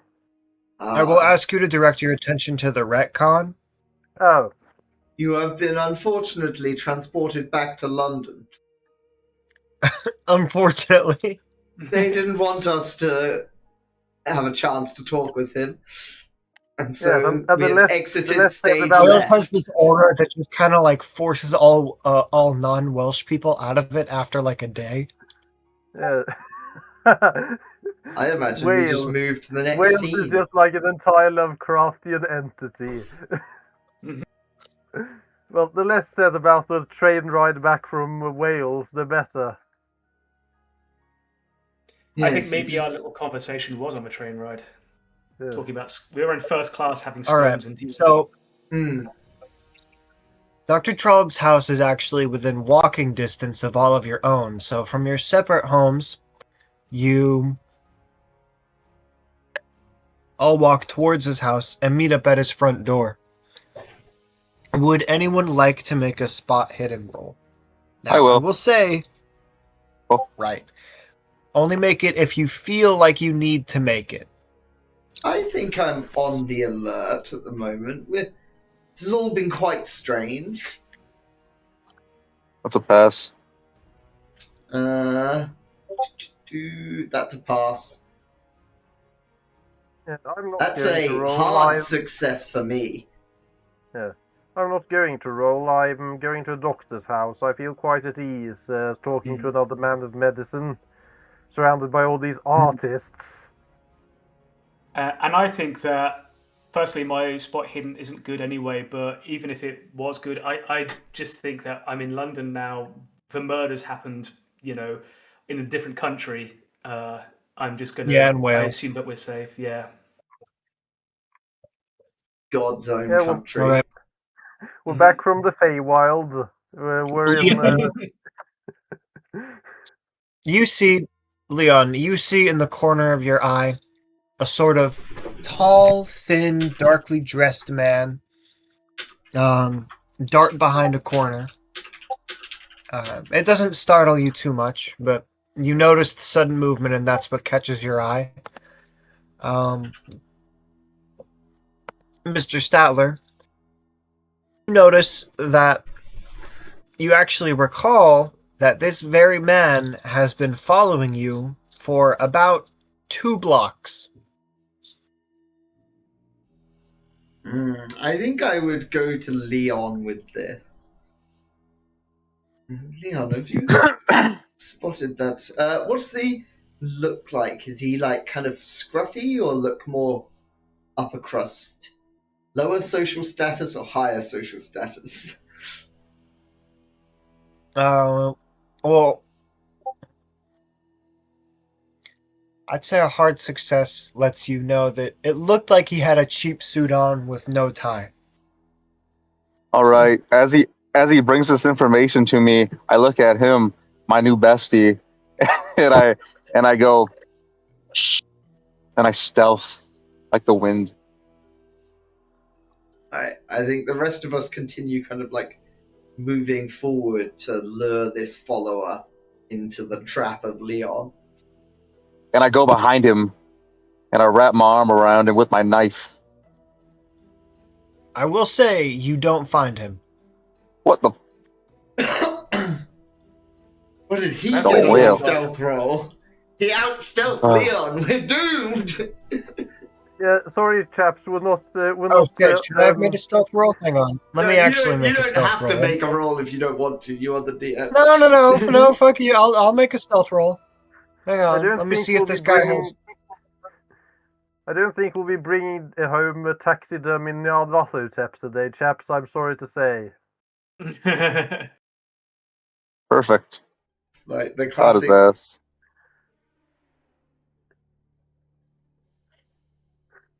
Holy rule of fuck, okay. RPGs: never make a roll when You don't... failure Okay, so isn't you an don't option. catch him, but you do catch better sight of him. Okay. He smells Okay. distinctly of cigarettes, and he has greased, slicked back black hair. I remember this. Yeah, you can say that all you want, but unless you actually remember it... No, I mean me Please, right now. I'll remember this. Is what I'm right, saying. okay. I was about to say, if you're saying that your character is going to remember this, that only works if you remember it. Hey, No, I'm thinking about our it now. characters can be smarter than us. That's allowed. Yeah, Write it down. it's a lot like that episode where if you put a dumb guy in the body of a genius, he starts freaking out really fast. Yeah, there you go. In 2 weeks, this message is going to sound like nonsense. I assume that this guy's like out of character. I assume this guy's like a Peaky Blinder, like thug type. Like, is he just some criminal who's like tracking us for some reason? He's a criminal. It says in his thing right here that he's a criminal. But we don't All right. know that. Yeah, you well, don't. I don't think I'd want to worry the others. Yeah. With Probably Alright, just, so- probably just a you- screenwriter. As you who knock is, on Dr. Trollop's door, Okay. his maid answers and allows you inside. Oh yes, Dr. Trollop has been speaking of his interview with you today. My name is Mrs. Enid Hughes. I am his housekeeper. You all walk through Dr. Trollop's home, and you notice several objects that aren't in evidence. There is a white ivory tusk depicting the colonization of the African continent. A brass polar bear lazing on on a crystal ice floe. Georgian china ladies and gentlemen playing billiards. And Somebody make a art check. I can do that. Anything with paint. I'll make a. Can I? Ooh, my appraise is higher. Would that make sense, or should I just do art? Yes, your appraise would make sense here. I have failed. This layout is tacky. 20. That succeeds in both art and appraise. This layout is tack. I don't understand it at all. So I succeeded. Actually, this is You a succeeded. hard success for both of these. You notice that there is a original Stubbs painting of an English Cocker Spaniel. Ooh. It is a complete original. Very nice. I point this out, and maybe I make some light conversation with people around here, being like, "Oh yes, a wonderful piece, a Stubbs original. Yes, I'd be very happy to own this in my collection." Sure, it's not Whether- a cheap whether or not copy. people- No, look at the brushstroke, man. The brushstrokes. Anyone can stroke a brush. Statler just When isn't really looking at the When was painting. this Stubbs active? I'm gonna actually look this up. Stubbs. Dr. Trollope comes out of his 1940. bedroom. He looks he's fully dressed, sharply dressed, and he looks very pale and drawn. He says, "Oh, welcome in, investigators. Please do have a seat." And as he gestures towards a large sort of lounging setup. A horseman. So, I assume you're all here about the murders of the Robbie family. Yes. Yes, do you know anything else? We're trying to see what the whole story is, to be honest. Well, I was called by domestic staff on the night that, Alexander's father and sister were killed. Both of the bodies were in the drawing room. His father's body had been completely drained of blood. There was a deep wound on the upper chest, but for some reason no blood was on the body itself. His sister was attacked with a sharp instrument. I deduced it was probably a broadaxe wielded by someone very strong or in great passion. Robbie was the only other one in the house during the murders, aside from housekeeping staff. When I went upstairs to see him, it was himself who declared that he had killed his father and sister. He wouldn't explain at all, and he was hysterical with grief. He even sobbed more when he mentioned his sister. I couldn't equate Alexander himself to the murders. With his confession. But from what I know see of that you both, need more. Well, and Well, that's the man thing. gone insane may confess to things he hasn't done. But if the evidence doesn't connect, then the conclusion may be that it's that he isn't compos mentis, that he's racked by guilt and admitting crimes he hasn't actually committed. there were no weapons or anything in the house that could have possibly matched what would happen to both his father and his sister. And from what I knew of both him and the deaths, there was no physical evidence linking him, and no one would expect him of such a bloody crime. I say bloody even though there was an extreme lack of blood. Well, I don't see why a confession he should wasn't be held in overlooked police- entirely. He wasn't held in police custody, but I did agree with my associate, Dr. Highsmith, that he should be held at St. Agnes's. So we committed him. Well, Mr. Statler, it's hardly a new phenomenon for the mentally unwell to confess to crimes they haven't committed. Yes. And even from both of my visits, I noticed that he was really unfit for any sort of release. I have no idea why Dr. Highsmith himself believes that Robbie can be released. I mean, surely, as I'm sure that you stated in your letter, you investigated Robbie yourselves, and Robbie is not fit for release in the slightest.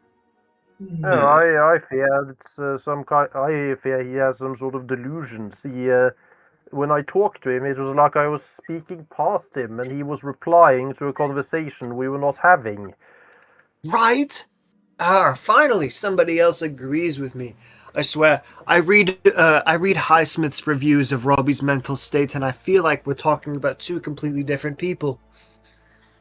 But it's not that I believe that Alexander is insane or whatever. I believe that he is so grief-stricken that he could not possibly leave that asylum safely. I just want what's best for him. And I believe that Highsmith does as well, but Highsmith truly know what's best for Robbie.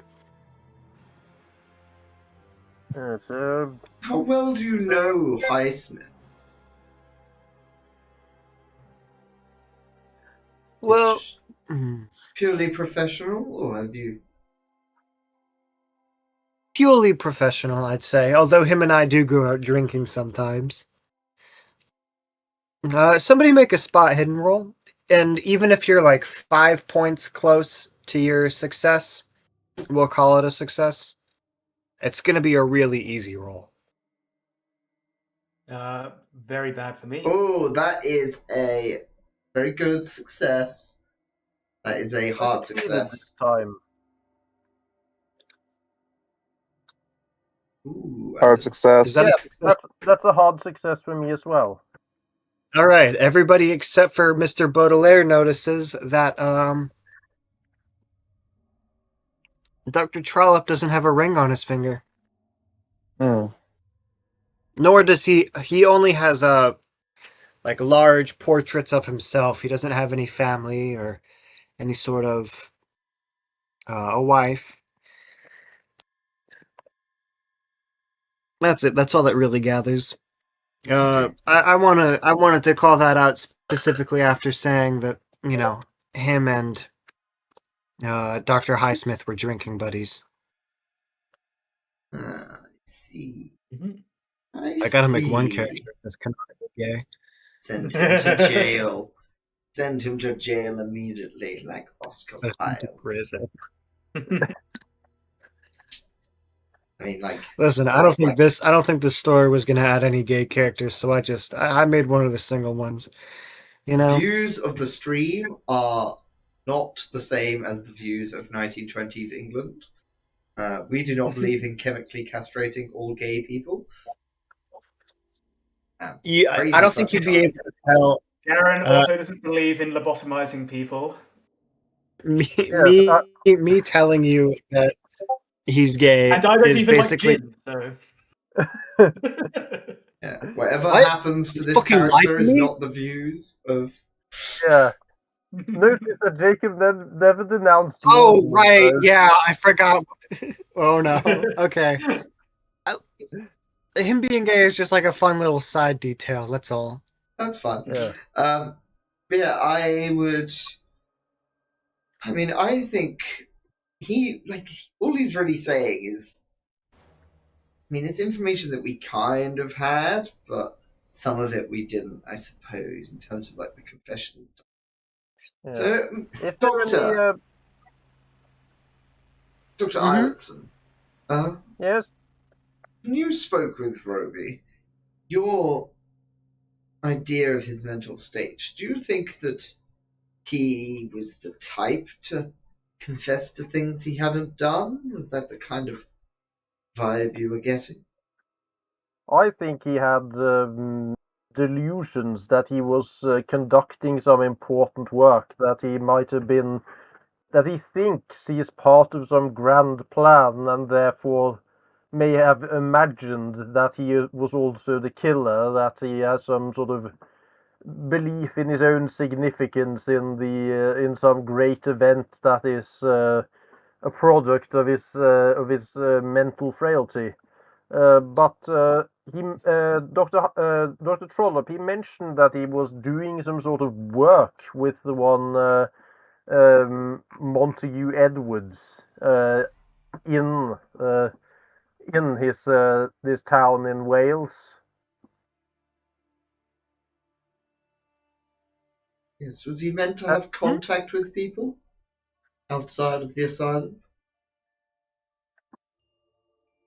Mr. Robbie? Yes, he's supposed to have visits from his friends or his family, but I don't think even his brother has gone to visit him. And how I don't wish to pry too much in family matters, but does does his brother have an opinion on whether he should be released or not? Mm, I haven't spoken to his brother directly on the matter. You know, with him being a prestigious banker and all, he can't possibly.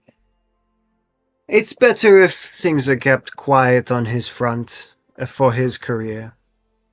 Yes, after all, having his brother having murdered 4 people now would be quite the blow to his reputation. I'm sorry, 4? Yes, there's been We haven't proved anything. a series of murders at the asylum outside of Roby's cell. My. Outside of his Victims neighbor's cell. Slashed we- up. Oh, It's the same Oh, Mr. corridor outside of the same cell, Dr. Allenson. Mr. need Mr. actual Harrowell, physical how is he? I only heard about the murder from I thought Harrowell was the murderer on the murder from last year. Ah, yes, the babbling coward in a straitjacket. He has certainly struck again. What a fearsome The fellow one with he his was. cell unlocked?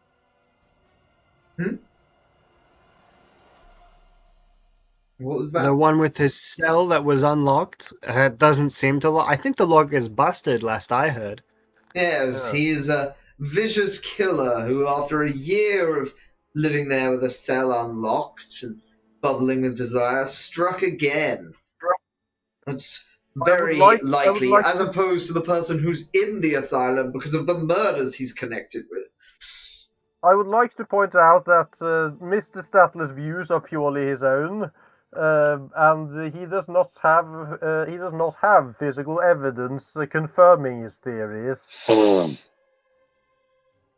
Hmm. The evidence of the circumstances would, I believe, carry in a court of law. Not necessarily. Well, I don't personally like to speculate. As a man of science, I prefer cold hard evidence over anything. That's why the only reason we've really committed Robbie to the asylum was because of his grief. And because he seemed to be a danger to himself and others through the grief, not even because he was a murderer in the first place. Yes, well, he may be sad about what he's done, but it doesn't deny the Mr. danger of Statler. letting him loose. Have you no shame, Mr. Statler? Shame? What have I to be ashamed of here? Sitting here and accusing a man you don't have evidence of being a murderer of no less than 4 murders. Well, if he is innocent, then I'm sure that we will discover evidence soon to the contrary. But as it is, we are simply discussing whether it is safe to release this person. No, but Mr. not Stratton, because he's a murderer. you say that we'll find evidence to prove him innocent, and I hope that we do. But there have been several murders he has been the center of, and as of yet, no one has been able to find any definitive proof as to who done it. The bloody thing. Mr. Stadler, I will tell you that Dr. Trollope is squinting his eyes at you and all of a sudden goes, "Aren't you an art critic? What business do you have trying to piece together the events of this murder?" He fancies himself an ex-Agatha Christie. I see. Oh, I see. He's one of those types. I've read Yes. a lot of detective novels. Oh, Most yes. of it is quite depressingly simple. The I person who assume was you take there when the yourself to crime the- happened probably did the thing. Oh yes, the mental patients who are locked up behind bars. Hmm. In a run-down facility where half the doors don't lock properly. And Pretty the sure- guards are slipping them contraband items. Doctor Trollope, I mean, I know you weren't the coroner for this case, but do you think there's any chance that the father's injury, that it could have been posthumous, that it wasn't bleeding because someone had drained the body of blood and then inflicted an injury that, well, because it was a dead body and had been drained of blood, it didn't bleed? Well, of course, we probably wouldn't have the type of forensic technology to be able to decipher such a thing, but from my personal guess, I'd have to wager that it looked like the blood draining was the reason that he died, due to how flushed his skin was and certain veins being more pronounced and blue than the other ones. Yes, so it's possible that someone left the corpse to be found there and inflicted a posthumous wound to perhaps obscure the true cause, to make it seem as if it was some sort of axe blow to the chest or something, when in fact it had been an I will entirely have to different ask tool. you. I will have to ask you to please. And I'm saying this in the nicest way possible. Get a move on from my home. I have business I have to attend to elsewhere. Yes, quite. Hmm. I hope you all have a good day, gentlemen, he says as he's seeing you to the front door himself. And I truly do hope that you can make your way to the bottom of whatever it is you're investigating, and I'm glad to have been help in any way that I possibly could have been. Right. And then you are outside and he closes the door. Leon, did you come in with us, or were you outside hunting down that man? I was outside. You Leon, were there you hunting are. the Did you find that disturbing fellow? I got a good look at him, but he got away. Ah, yes, you should tell us all what he looks like so that we all remember. Oh, Dr. Trollope rushes back to the front door, opens it, and asks, I'm sorry, is there any card that you have at all if you'd like to continue an interview or an investigation at all? Yes, I'll So give I you may my card. contact you if I learn anything? Yes, here's my card, Dr. Trollope. All right. He had a greasy head. He reeked of cigarettes. Ah. I'd like to, Okay. Dr. Eilertston, could you please give me a psychology roll? Psychology is coming in very usefully in this campaign. That's probably Yes, why it wanted one of you to be a psychologist. yeah, this is barely a success, but it is a success. 68 under my 70. Ah. Classic. Well, you can tell that he is preoccupied with something and that he was trying to schedule your interview around it. He's Your waiting. characters are seen out and it appears that he knows more about the case than he is letting on. But of course, he closes the door and you are left outside his home.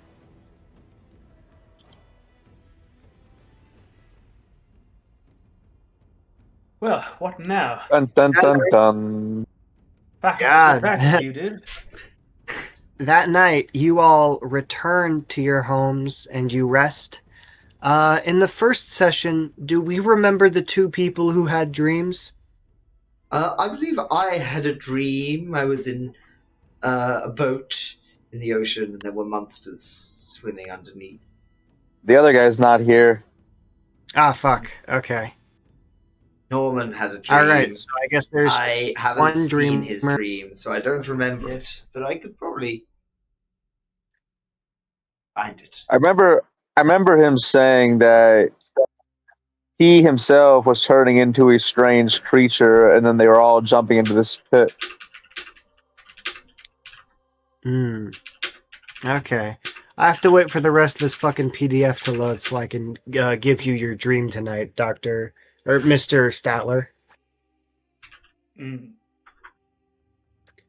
Everyone's kind of okay with. Everyone's really good with role playing, not knowing stuff. So I don't think any of you have to deafen. If you'd like to, you could, but that'll be something that you could do yourself. Not to sound mean or anything about that. Go deafen yourself. Deafen yourself now. Yes, I Oh, take a little nip of gin and tonic and have a little nightcap before I rest my head upon my pillows. My small Okay, wife so there curls is. up next to me. I want to say that I have no idea how to do a certain because it's reference to a Lovecraftian entity whose name I'm fairly certain I'm not allowed to say due to the complexion of my skin. We I'm understand. pretty sure you all know Is it Shubby? I'm talking about. Yeah, it's Shubby. I love me some Shubby. Named after think, If I just Lovecraft's say cat. Shall we every say? single time, just are say you guys it. gonna- Just omit the G's. Just we all know who it is, so just remove the Yeah, G's just- entirely just- from the name. Just be nice. Just call her Shubby. Yeah. Thankfully, she has other titles. So if I just say Black Goat with 1,000 spawn, you all will know what I'm talking Yes. about, right? Yeah. The Tenebrous Capra. Cool. It's good that we're getting this out of the way now. Getting It what out doesn't of the come way? up for.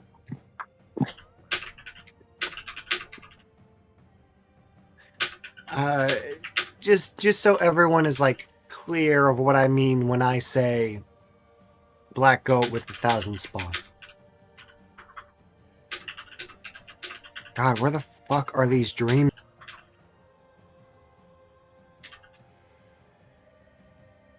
I should have given you guys the opportunity to explore London, but I really want to do these fucking dreams. There we go. Okay. I hated him before I learned he was gay. All right. Zox, Yes. you Wait, begin is it to Zox have. having the dream? Oh no. Ah, Just kidding. never mind. No, Yeah, sorry. you're having a dream. Mr. Statler, you begin to have a dream.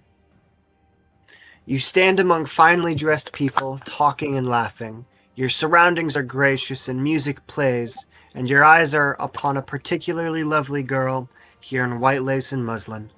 One by one, men approach her, but after a brief moment, each quickly slips away, and you notice they look panicked and lost.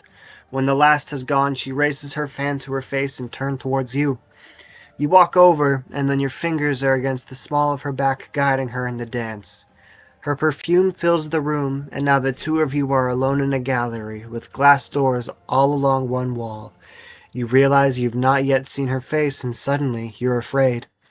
A chill comes off her, and you shut your eyes tight. You feel your hand on her face. You feel her hand on your face, cold and questing. Something brushes your eyelids. You open them and look out and see darkness without end. Deeper than the black ocean, you're submerged in its waters, pushing down and falling upwards at the same time. You're dying slowly, still holding tight, falling up into the stars that are her face. Even as the pain and terror overwhelm you, you know there should be no other end. This is her right. And there's your dream! Congrats! I think Ronald did not enjoy that dream. I think Ronald wakes up in the middle of the night. As he as he wakes up, Leon's over him. Wait, we don't need to Fucking still. Standing We over don't my need to- bed when me and my wife sleep. I thought we were still spooning. Mr. Baudelaire laying between you and your wife. What? Oh yeah. What are you doing here? Dr. Troy wasn't the only gay character in this story, I'll have you find. Uh, I thought you'd like some Was. tea. this is a terrible time.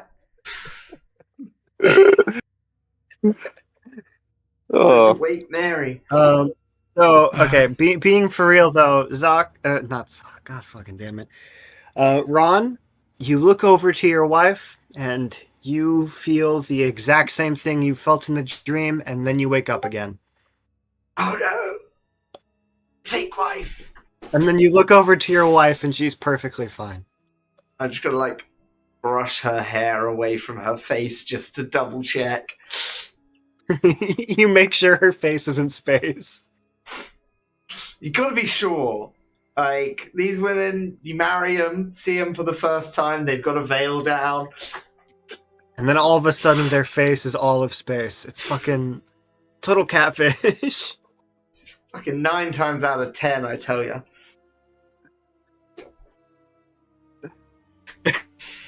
And then look over to Chester Baudelaire and only you guys aren't sleeping together anymore. You're all in your own houses. I mean, if any of them stay in hotels in London, I would have offered a guest room. As I guess in try that and case- seem reasonably fancy. In I that can't case, really guess, afford it, but I try and I seem guess- fancy. I'm I a guess writer for a Eilertson newspaper. would who does have taken the guest room if Baudelaire is a London local, then Eilertson would have taken up the offer of a guest room.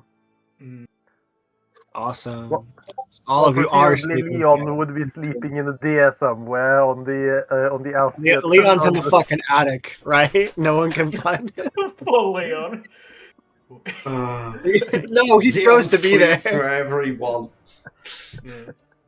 Leon likes the height it gives him. Yeah, sleeping in the attic is the most like being in one of those like tree hammocks you sleep in or like stay in to hunt. It gives him like a sense of security. Just wait. It is thing right. that happened, one thing that happened last episode was that, like, when we got to the Welsh village, he said that, like, yeah, I've been out in the woods before. I don't need a bed in the accommodations. So I just like, And then we're he in ended a up village, another- and you're just immediately like you're going to cut open a deer and sleep in it, like Han Solo and a Tom. All right. Now we're back to the morning, and all of you are going for all of you are going through your daily morning routines. And which one of you reads the newspaper in the morning in real life? What's that? I do open two news websites every morning, so I guess that's something like it. That counts. All right. So you notice on the daily paper that there is a little anecdote that catches your a little column that catches your attention. Fatal stabbing in St. James Park. 2 men sought. A gentleman was attacked and killed in St. James's Park last night at shortly after 6 o'clock in the evening. The deceased was identified as Dr. Lionel F. Trollope of 126 Long Anchor. A What the hell? newspaper boy saw the attack as it was taking place. The attacker, a tall man in a long dark coat, fled out of the park onto the mall, where he may have joined a smaller, stout man before running off towards Waterloo Place. A brown leather bootlace was found in the dead man's grip, which the police may have been taken from his attacker in a struggle. The motive for the assault appears to have been robbery. Dr. Trollope ran an established medical practice at 3132 Bedford Palace, Bloomsbury, WC1. He was 60 years old with gray hair and a mustache and was dressed smartly in a 3/4 length dark herringbone patterned coat, black hat, white gloves, and cane. Police are anxious to speak to anyone who is in St. James's Park or surrounding area at around 6 o'clock and may have seen either Dr. Trollope or persons matching the descriptions given above. They are asked to contact Scotland Yard and request to speak to Detective Inspector Taylor. Daily Express, the 4th of November, 1928. Bloody hell, Statler. It seems that Trollope has been murdered. It happened sometime after we left. Oh, Did you describe this to me? The guy? Trollope? Yes, I think we would have. I guess we're sitting at the breakfast table, the three of us. Weird. Leon would say that has the striking resemblance of the man that I was following. Then he vanished. Right outside of Dr. Trollope's home. Isn't that a coincidence? I'm Yeah, starting to whatever think we business, shouldn't have just left him quite so easy. It was clear he was hurrying us out for some reason. Yes, He he had some arranged a business meeting with some afterwards. unsavory sort. Yes, it seems whatever business he had after meeting us was fatal. I keep forgetting you also have these handouts, so it's so jarring to see them posted after I get finished reading them. Just better saved than sorry. Don't want to Well, forget we which ones should, you've given me. We should Given speak Yo. to this. We should speak to this. We should speak to this Inspector Taylor if we want to avoid this case going cold. We might be able to, if we can help Scotland Yard get on the trail of this murderer. We might be able to actually see him again. Perhaps there was. I mean, I'm sure the police will have a better luck than us at getting access. Perhaps there's something in Dr. Trollope's appointment book. Something in his diary about what happened last night. He could have written down who he was meeting, left some kind of note in case it went wrong. He wasn't a stupid man. He must have known something of danger. A newspaper boy think- saw the attack as it was taking place. I really want to... I do We could think hunt the down this police. newspaper boy. Oh, who cares Yeah. about the newspaper boy? I do think the Please care about the newspaper boy. Mr. I Baudelaire. know some of the When did newspaper you boys arrive? because I work for a newspaper. I think maybe I'm calling Stratton up on the telephone. Did you just read this article from this morning's paper? Dr. Trump has been murdered. We were only speaking to him yesterday. This is hardly a coincidence, I feel. Yes, Dr. Allenson was just telling me about it. It's quite. Isn't it crazy how you guys keep fucking... There's like a trail of murder surrounding everywhere you guys go. Yes. Yeah, Now, I do you know want what to I say that, about like, people who are surrounded by murder. yeah. Probably bad. By your logic, Mr. Stratton, I think that we're the murderers if we're. And one of you might well be. After all, I you think were from all now on there we must- at the asylum. I I think start from looking now at we everyone must all- suspiciously. Jokes I think aside, from- Mr. Stratton. So you first, Garen, gone. I think from now on we must all share a bed every night to make sure that none of us is getting away to do all these murders. It's clearly Dr. the Trollope only was option. By the way. But I do think we need to be careful. If I am unsure as to what Roby's connection to all of this is, but it seems highly suspicious that several people connected to him have been murdered within such a short time span. I do not believe that he is guilty, but it could be that someone is trying to get to Roby and that they are taking it out on people connected to him. Are we perhaps now in the spotlight, and are we next on the chopping block? Mr. Baudelaire, I have a suggestion.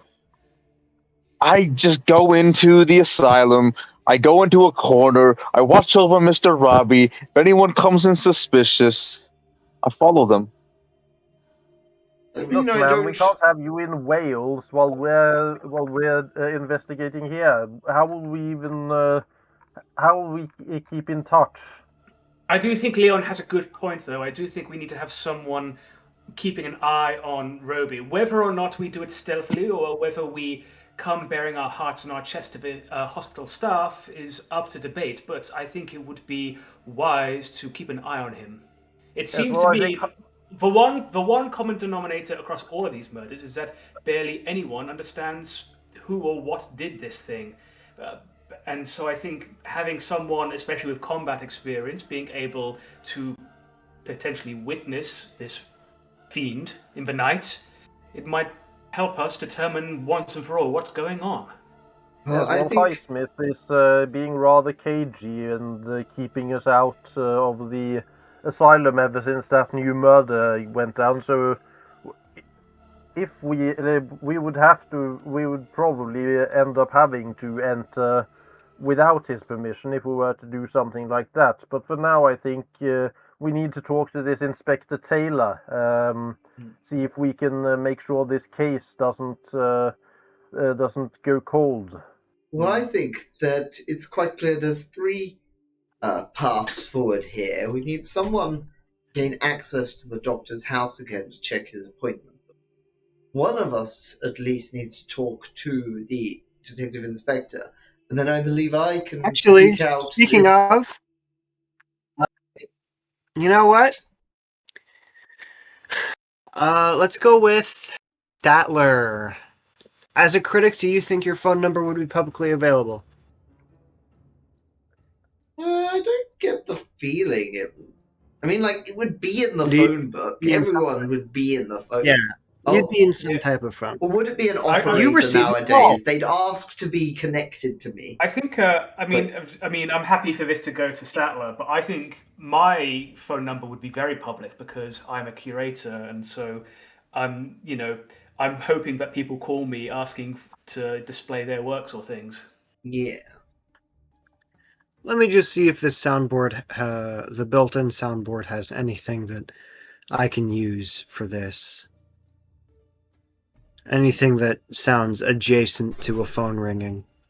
I could probably get a phone. Bring, bring. And I can't. There we go. Okay. So, you are currently receiving a call, Mr. Statler. What would you like to do? I'll hang up. I'm still online. I can see you've got another call coming through, Statler. I'll hang up for you. Yes. I'm gonna accept the other call. All right. Who is this? This is a Detective Inspector Taylor. I have a few questions I need to ask you. Ah! I was hoping to get in contact with you. I'm Ronald Statler of the Times. How can I be of assistance? I know who you are, sir. Make a credit rating check for me.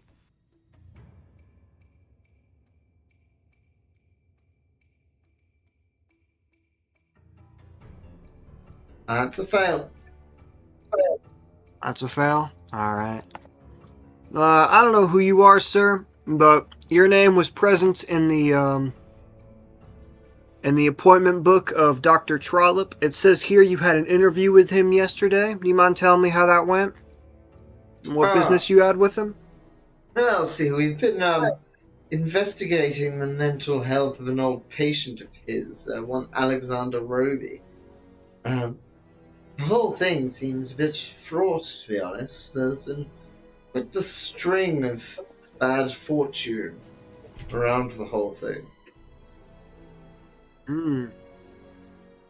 Mind telling me exactly what you were talking with Dr. Trollope? I'm only interested in this current murder right here.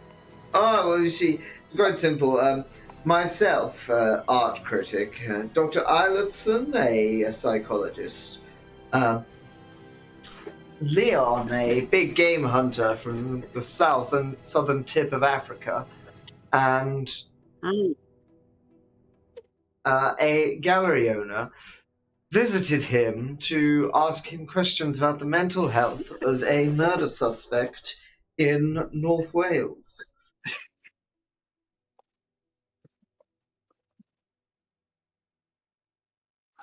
All right. Well, I'm protecting your identity because I respect you. you're protecting everyone's identity. No, You're- not everyone's you're identity. Just everyone's Chester's. identity. Just Chester Just Bowley. you could say you forgot his name. Come on. I forgot his name out of character. In character, I'm protecting his identity. I forgot. This is why dumb people can't play smart characters, okay? It's this reason right here. How dare you, sir? I'm very smart. I just can never remember names. This has been a lifelong issue. Well, that sounds very interesting, sir, but did you happen to see anybody matching the description in the news clipping outside of Dr. Trollop's home at all?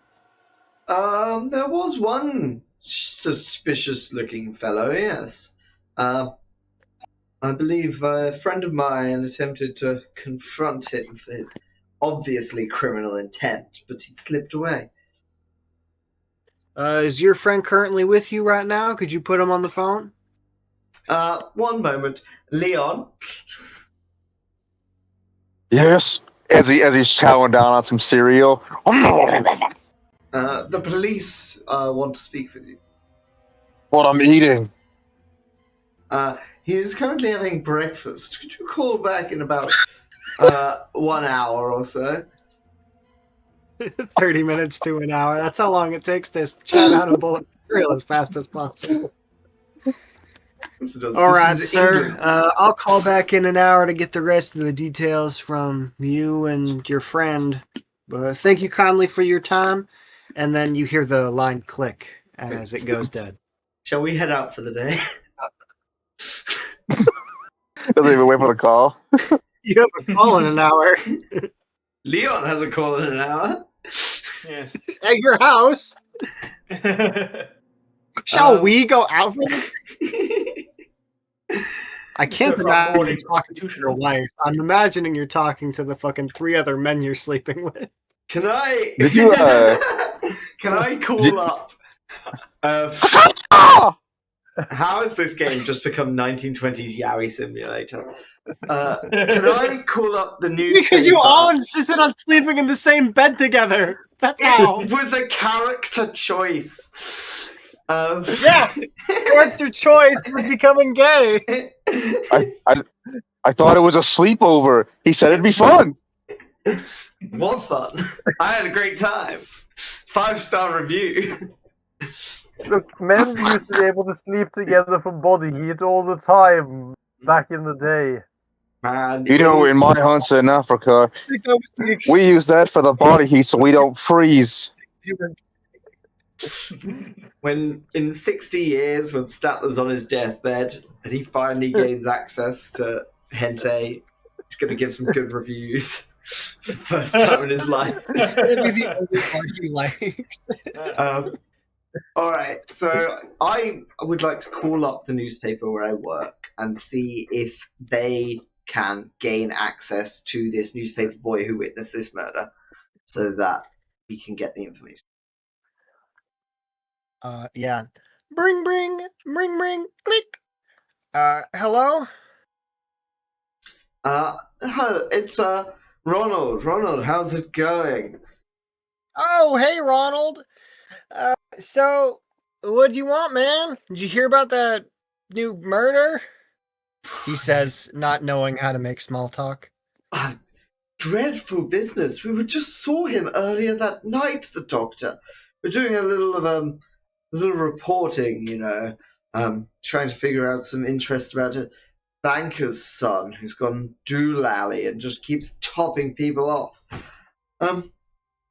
Don't suppose any of the boys mentioned anything about being in the park last night? Oh, yeah. Ain't you hear? One of our newspaper boys was actually one of the witnesses to the murder. That's why we got such a good, story from him. Yeah. I'm sorry. Can you hear me? This phone is new. I don't know if the line's coming through.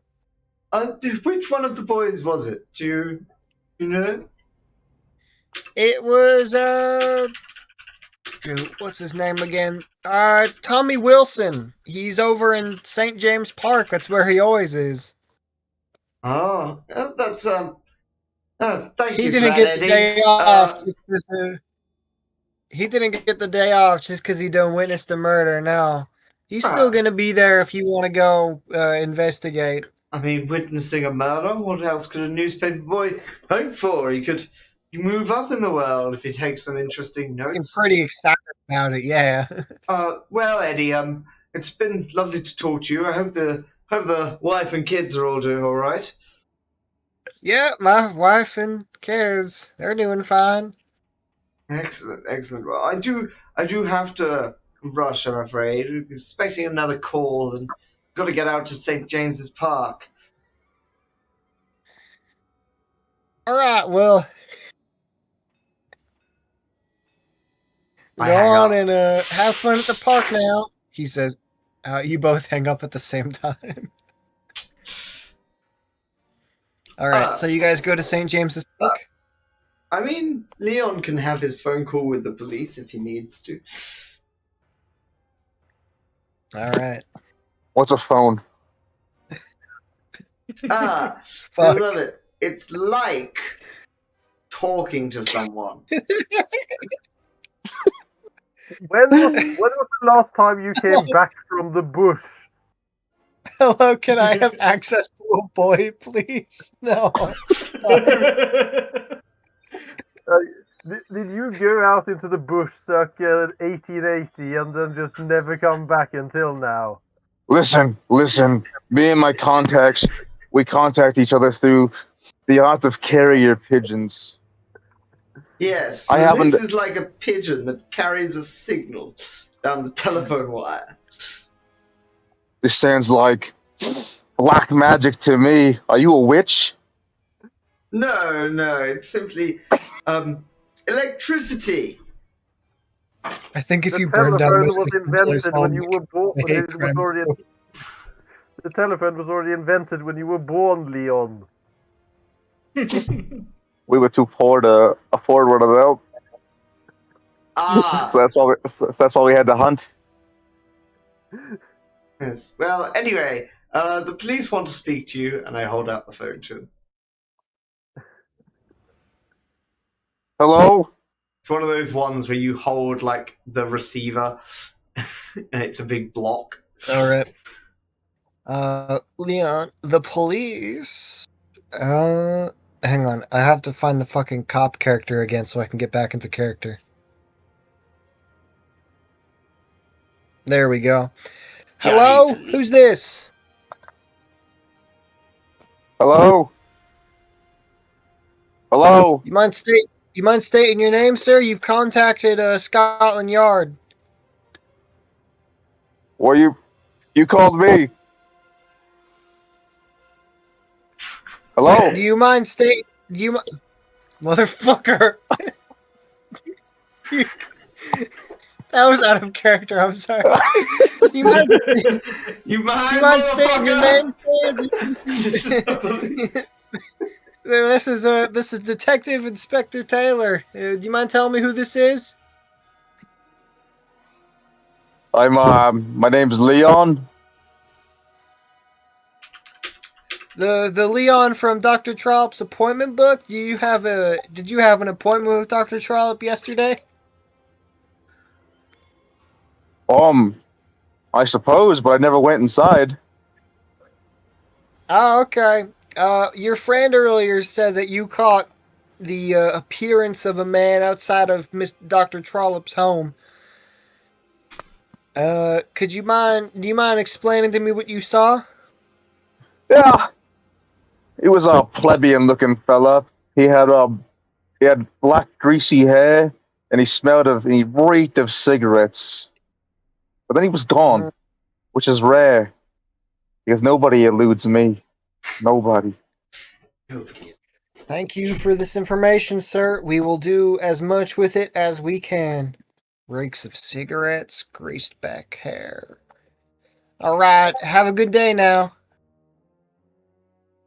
And then the line clicks. Hello? All right, gentlemen. Shall we go find this boy in the park? That sounds Yeah. terrible to say. That sounds terrible to say out of context. Let's go looking for this boy. I think there's many boys in the park, Stratton. We don't have to find just one. Let's pin him down and make him squeal. Jesus fucking Christ. Right, let's be careful now. We are live. Yeah. Leon, He's the one screaming. He should know that better than any of us. Leon, we'll need to set some traps and bring some bait if we're going Some to boy- hunt, some boy hunt traps. children in the park. Hey, we just go talk to the boy, give him like £5 at most, if we need, or This is I don't intimidate him. care. Wouldn't you Above know? table. Hold on. Wouldn't you know the person though because they work at the same newspaper as you? I mean, vaguely. He's one of the people who stands on the street corner selling newspapers. So I would have seen him potentially Trap collecting and bait this newspapers, little boy. but it's very different circles. Yeah, he's But way I too will- far low ranked. I will attempt to communicate with the boy. I'll go to St. James's Park with whoever wants to come with me to talk to the newspaper to the seller. Let's go along. Let's buy some boiled sweets on our way so we can bribe him. Did you say boiled sweets? Ooh, piece of candy. Yeah. Hard candy. Yeah. Huh. I've never even heard of that. I think it's like hard sweets are literally boiled. It's just like an old word for them, like an old Yeah, Victorian. you take sugar in like a cooking pot and then you just cool it off after it started caramelizing. Oh, gotcha. Mm. You guys want to go to the park? Yeah, let's go to So St. far, James's yeah. Park. It's a lovely day. Not really. We all hold hands. Yeah. I pick up a bag of peppermint boiled sweets at the local How do drugstore. you dress? I dress in Okay. my usual, reasonably upper middle class clothing. What day is it? Is it just like a regular day of the week, or is it like a Sunday? So I might wear like my a Sunday November. best. A regular November day before global warming fucked over the earth, so the temperature is how it should be. Well, actually, this would be the time in history where like London was like covered in smog everywhere from like all the fumes. So Oh, this is a nice part of London. Yeah, that was kind of part of the issue. That's when they really turned it around, was what started happening to the nice parts of London. yeah. They were like, I guess we'll deal with all the sewage problems now that it's not just affecting the pores. This it's is a lovely. nice part of London before stuff started affecting the upper middle class, okay? Alright. So we're walking through this lovely park. I'm wearing reasonably nice clothes, blazer, shirt, and some trousers and a little cravat. Yeah.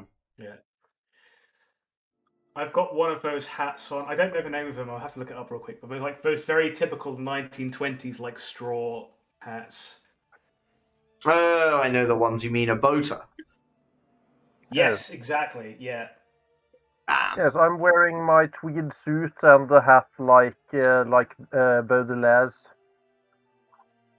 Leon's wearing a lion pelt and nothing else. I just imagine Leon as like Craven the Hunter.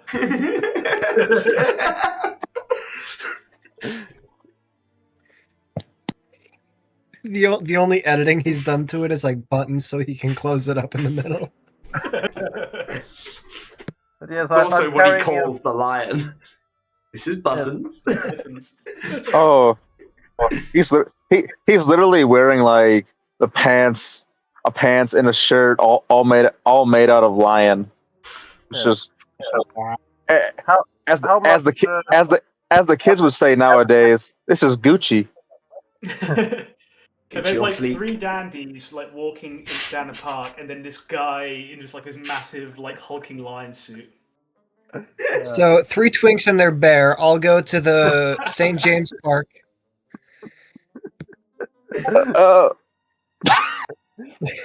How much does a bag of boiled sweets cost out of my daily spending limit in the character sheet? Like A bag 50 of pence? boiled. Give me all your fucking money. Fuck you. Come on, that Okay. would be like sixpence. Yeah. I've spent $50 on boiled sweets. I really hope you guys like peppermint.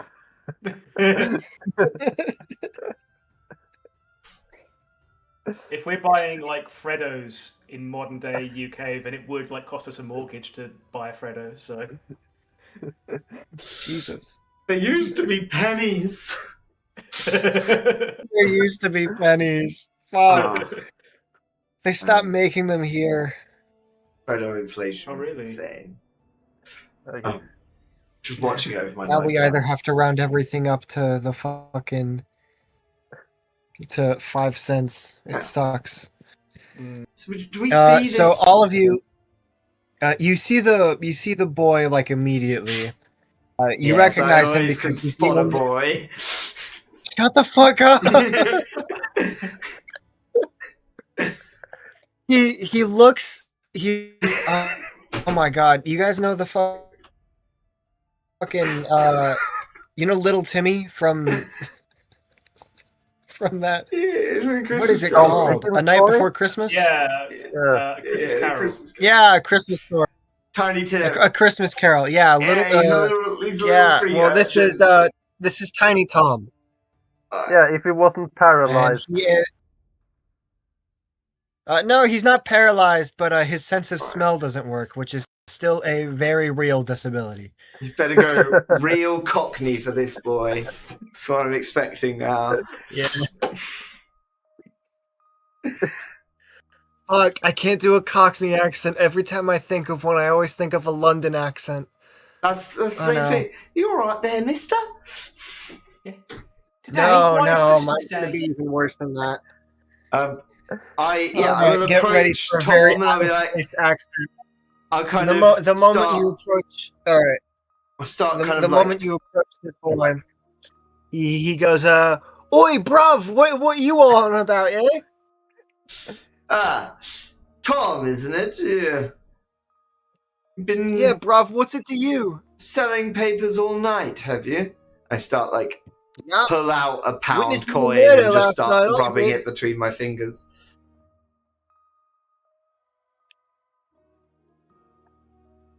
Looted the fucking body too," he says, pulling out a whistle. "It could be yours for £1." I kind of You Look do at notice him. that there is something. There is something strange about the whistle. I mean, I can afford to give the kid £1. Like, Yeah. fuck, yeah, sure, I'll give you £1 for it. but we could intimidate him. No, we are not threatening the child. Why Then run away. do you guys intimidate all of the characters? Is that the only interpersonal skill you picked up? It's the Look, most important one. In any other RPG, I would be like, I would rather do persuade than try to pay this bribe. But I'm severely like loaded, and I think £1 is going to be nothing to me. Yeah, our average credit rating is like 70 or something. Yeah, Mine's 15. Oh, we all give Statler's going broke, Gonna man. told all of you to be rich just so everything would be easier.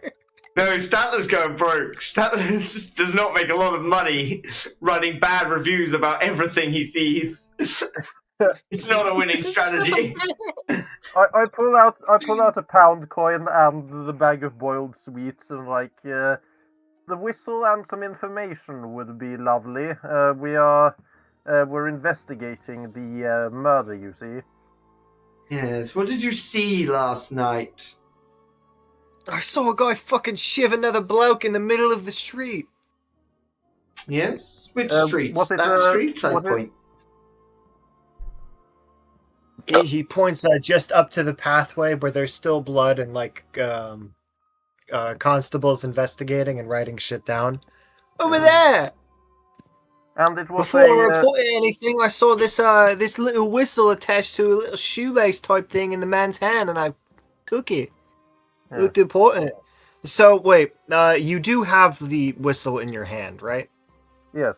Like you're getting it from him? Yes, I gave him a pound and a bag of boiled sweets. Okay. You gain 2 sanity, and everyone else gains 1 sanity. What? I was the one who said I was going to pay him first, but okay. Oh, fuck. I Well- brought a candy. I'm not. To be fair, not I'm involved in this. He did set up that he brought candy to bribe the boy True, with. yeah. That's Yeah. I'm not You guys involved. really put a lot of effort into bribing this little kid. I'm not involved in this. He says, remaining perfectly involved in this. But yeah, Dr. Eilerston, as you get the whistle from the boy, you feel a strange... Gosh, shut the fuck! You feel a strange calm washing over you, which is the opposite of what I'm feeling every time I look at fucking Uncle Bones' messages. You gain 2 sanity, and everyone else gains 1. Oh, excellent.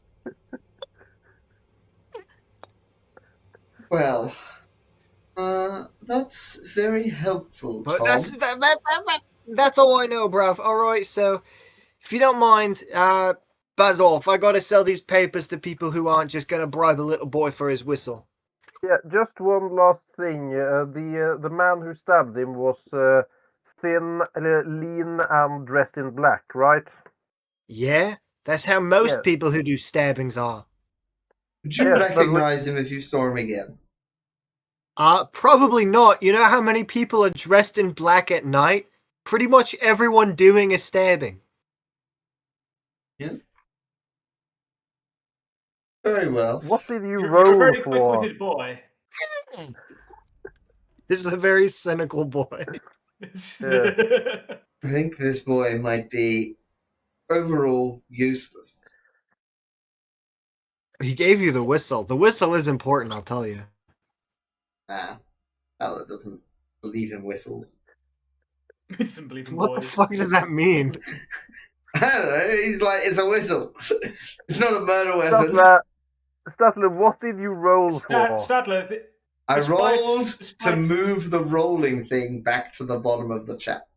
Oh, okay. Did you roll high on that or low? I rolled really low. It's a critical success in most stats. Let's decide now, actually. No. It's Cthulhu Mythos, you fail. Yeah, I mean, Stadler, we've regardless talked of to what you Tiny think- Tom. Regardless of what you think, Stadler, this is a piece of evidence that was held by Trollope. It's important in the investigation in some way, one way or another. What kind of whistle is it? Is it like a little ball whistle? Is it a tin whistle or a penny whistle? Is it a little Make dog an whistle? occult check. If you are actively investigating the whistle, I'll ask you to make an occult check. Can it be the 02? No. I think that might be Yeah, a you know fail. what? That Fuck it. is- I'll let that be the 02. That'll be really funny. that's a hard success. Yes, All this right. whistle is probably worthless, I say as I take a closer look. All right. So Wait a minute. whistle is it is a bone whistle in the shape of a byaki. It is jet black and it reflects absolutely 0 light. You Damn, recognize you it. make me want to blow this What is it? whistle. You recognize it, Mr. Statler. You recognize it as specifically looking a lot like the weird freak ass creatures from your first dream. No, I didn't. At least like the I must head of have it. It looks like the head of one of the seen creatures. them in art before that dream or something. No, it's just been the dream. I'm just saying The this out creature- loud and just kind of like Yeah. looking down at the whistle in my hands, just like twisting it, just like it's The exactly, creature so that it's picked exactly the me up same. in the creature that picked me up in my dream, does this look like that? Because I had a perfect memory of that dream, or so you said. No, this does not. Actually, it does. It does bear some resemblance, but it is missing a whole lot of teeth. Hmm. It's an intricately carved little thing, though quite macabre. Wonder what Dr. Trollop had to do with this. I mean, he was an appreciator of the arts. We saw that from his house. Yeah, give us a little ditty. Ooh, I'm Ooh, so okay. tempted to blow this whistle. Are we still near the police? Are they armed police? We're in the park They are. with a paper boy who just ran Excellent. off. Here We can is always use him as a distraction if this goes badly.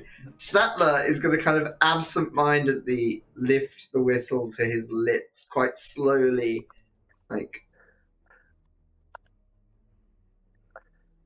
And since nobody's stopping him, he's going to blow fuck, this hang whistle. on. Oh no. Oh god, you guys are actually doing this. I mean, is it game-breakingly bad if we blow the whistle now? We're near the end of the session. Let me We're near the end of the session. You'll have time to prepare for whatever cliffhanger I'm about to do. Alright.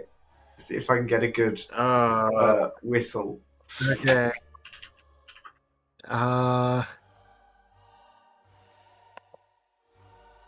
There apparently seems to be absolutely nothing that you could do Oh, when blowing the whistle. seems to be a bust. Makes no noise whatsoever. Just a child's carving or something. I pass it back to Dr. Eilertson. It didn't seem. It doesn't seem like a child's toy to me. This is a rather unsettling carving, I would say. Well, I'll tell you what, I Can I put my give it lips a, to it and blew and there was no sound. Could I make a little appraise roll and see if it seems to be worth anything? Does this look like an artifact of some kind? Would you be able to make a chemistry roll? No, unless I get a natural one. But Shame. well, let's give it a go. We never know. 39. No. Too bad. So close. You can spend 38 luck points. I mean, I could. I've got an insanely high amount of luck, but I want to save it for later. Not suggested. Holy fuck. Oh my god. Remember what happened to me in Signal to Noise, please. I spent like all of my luck points. Spend them early, that's always the way. Spend them early and then get unlucky when things get real. And now you must roll luck. Oh shit. Yeah, I was about to say, if you're about to spend 38 luck, the next luck roll you make is gonna fuck you. I Literally. could spend 38 luck and I'd still be like, I'd still have like 40-ish luck. Or maybe 30. You'd be spending about half. Yeah. Yeah, so it also increases the chance that you could fumble Yeah, exactly. Yeah. by going under 50. But yeah, no. So I think everybody, we are going to leave this here today. You end it by finding the strange Byaki whistle. Excellent. Yes, I give it a little That was blow apparently and then hand left in it the back to Dr. hands Eilertson. of Dr. Trollop after he fucking died. Fucking dad. He's fucking dead. He's a corpse now. You know what he should have done? Told us more, the fool. Yeah. I'm going to go lighter on the improv terrorism in subsequent recordings because, this turned into the village This turned into people. 1920 we simulator. The Yeah. village people episode. I don't see a problem with any of that. Yes, Chester quite enjoyed it. Now I kind of Yeah, imagine it's a bit like we're like playing. Honestly, like a this was basketball- really playing fun. like I liked that I was able to get through the this whole session without fumbling. No, it's been really good. Thanks so much for running it. What were you going to say, Oh, no Jacob? problem.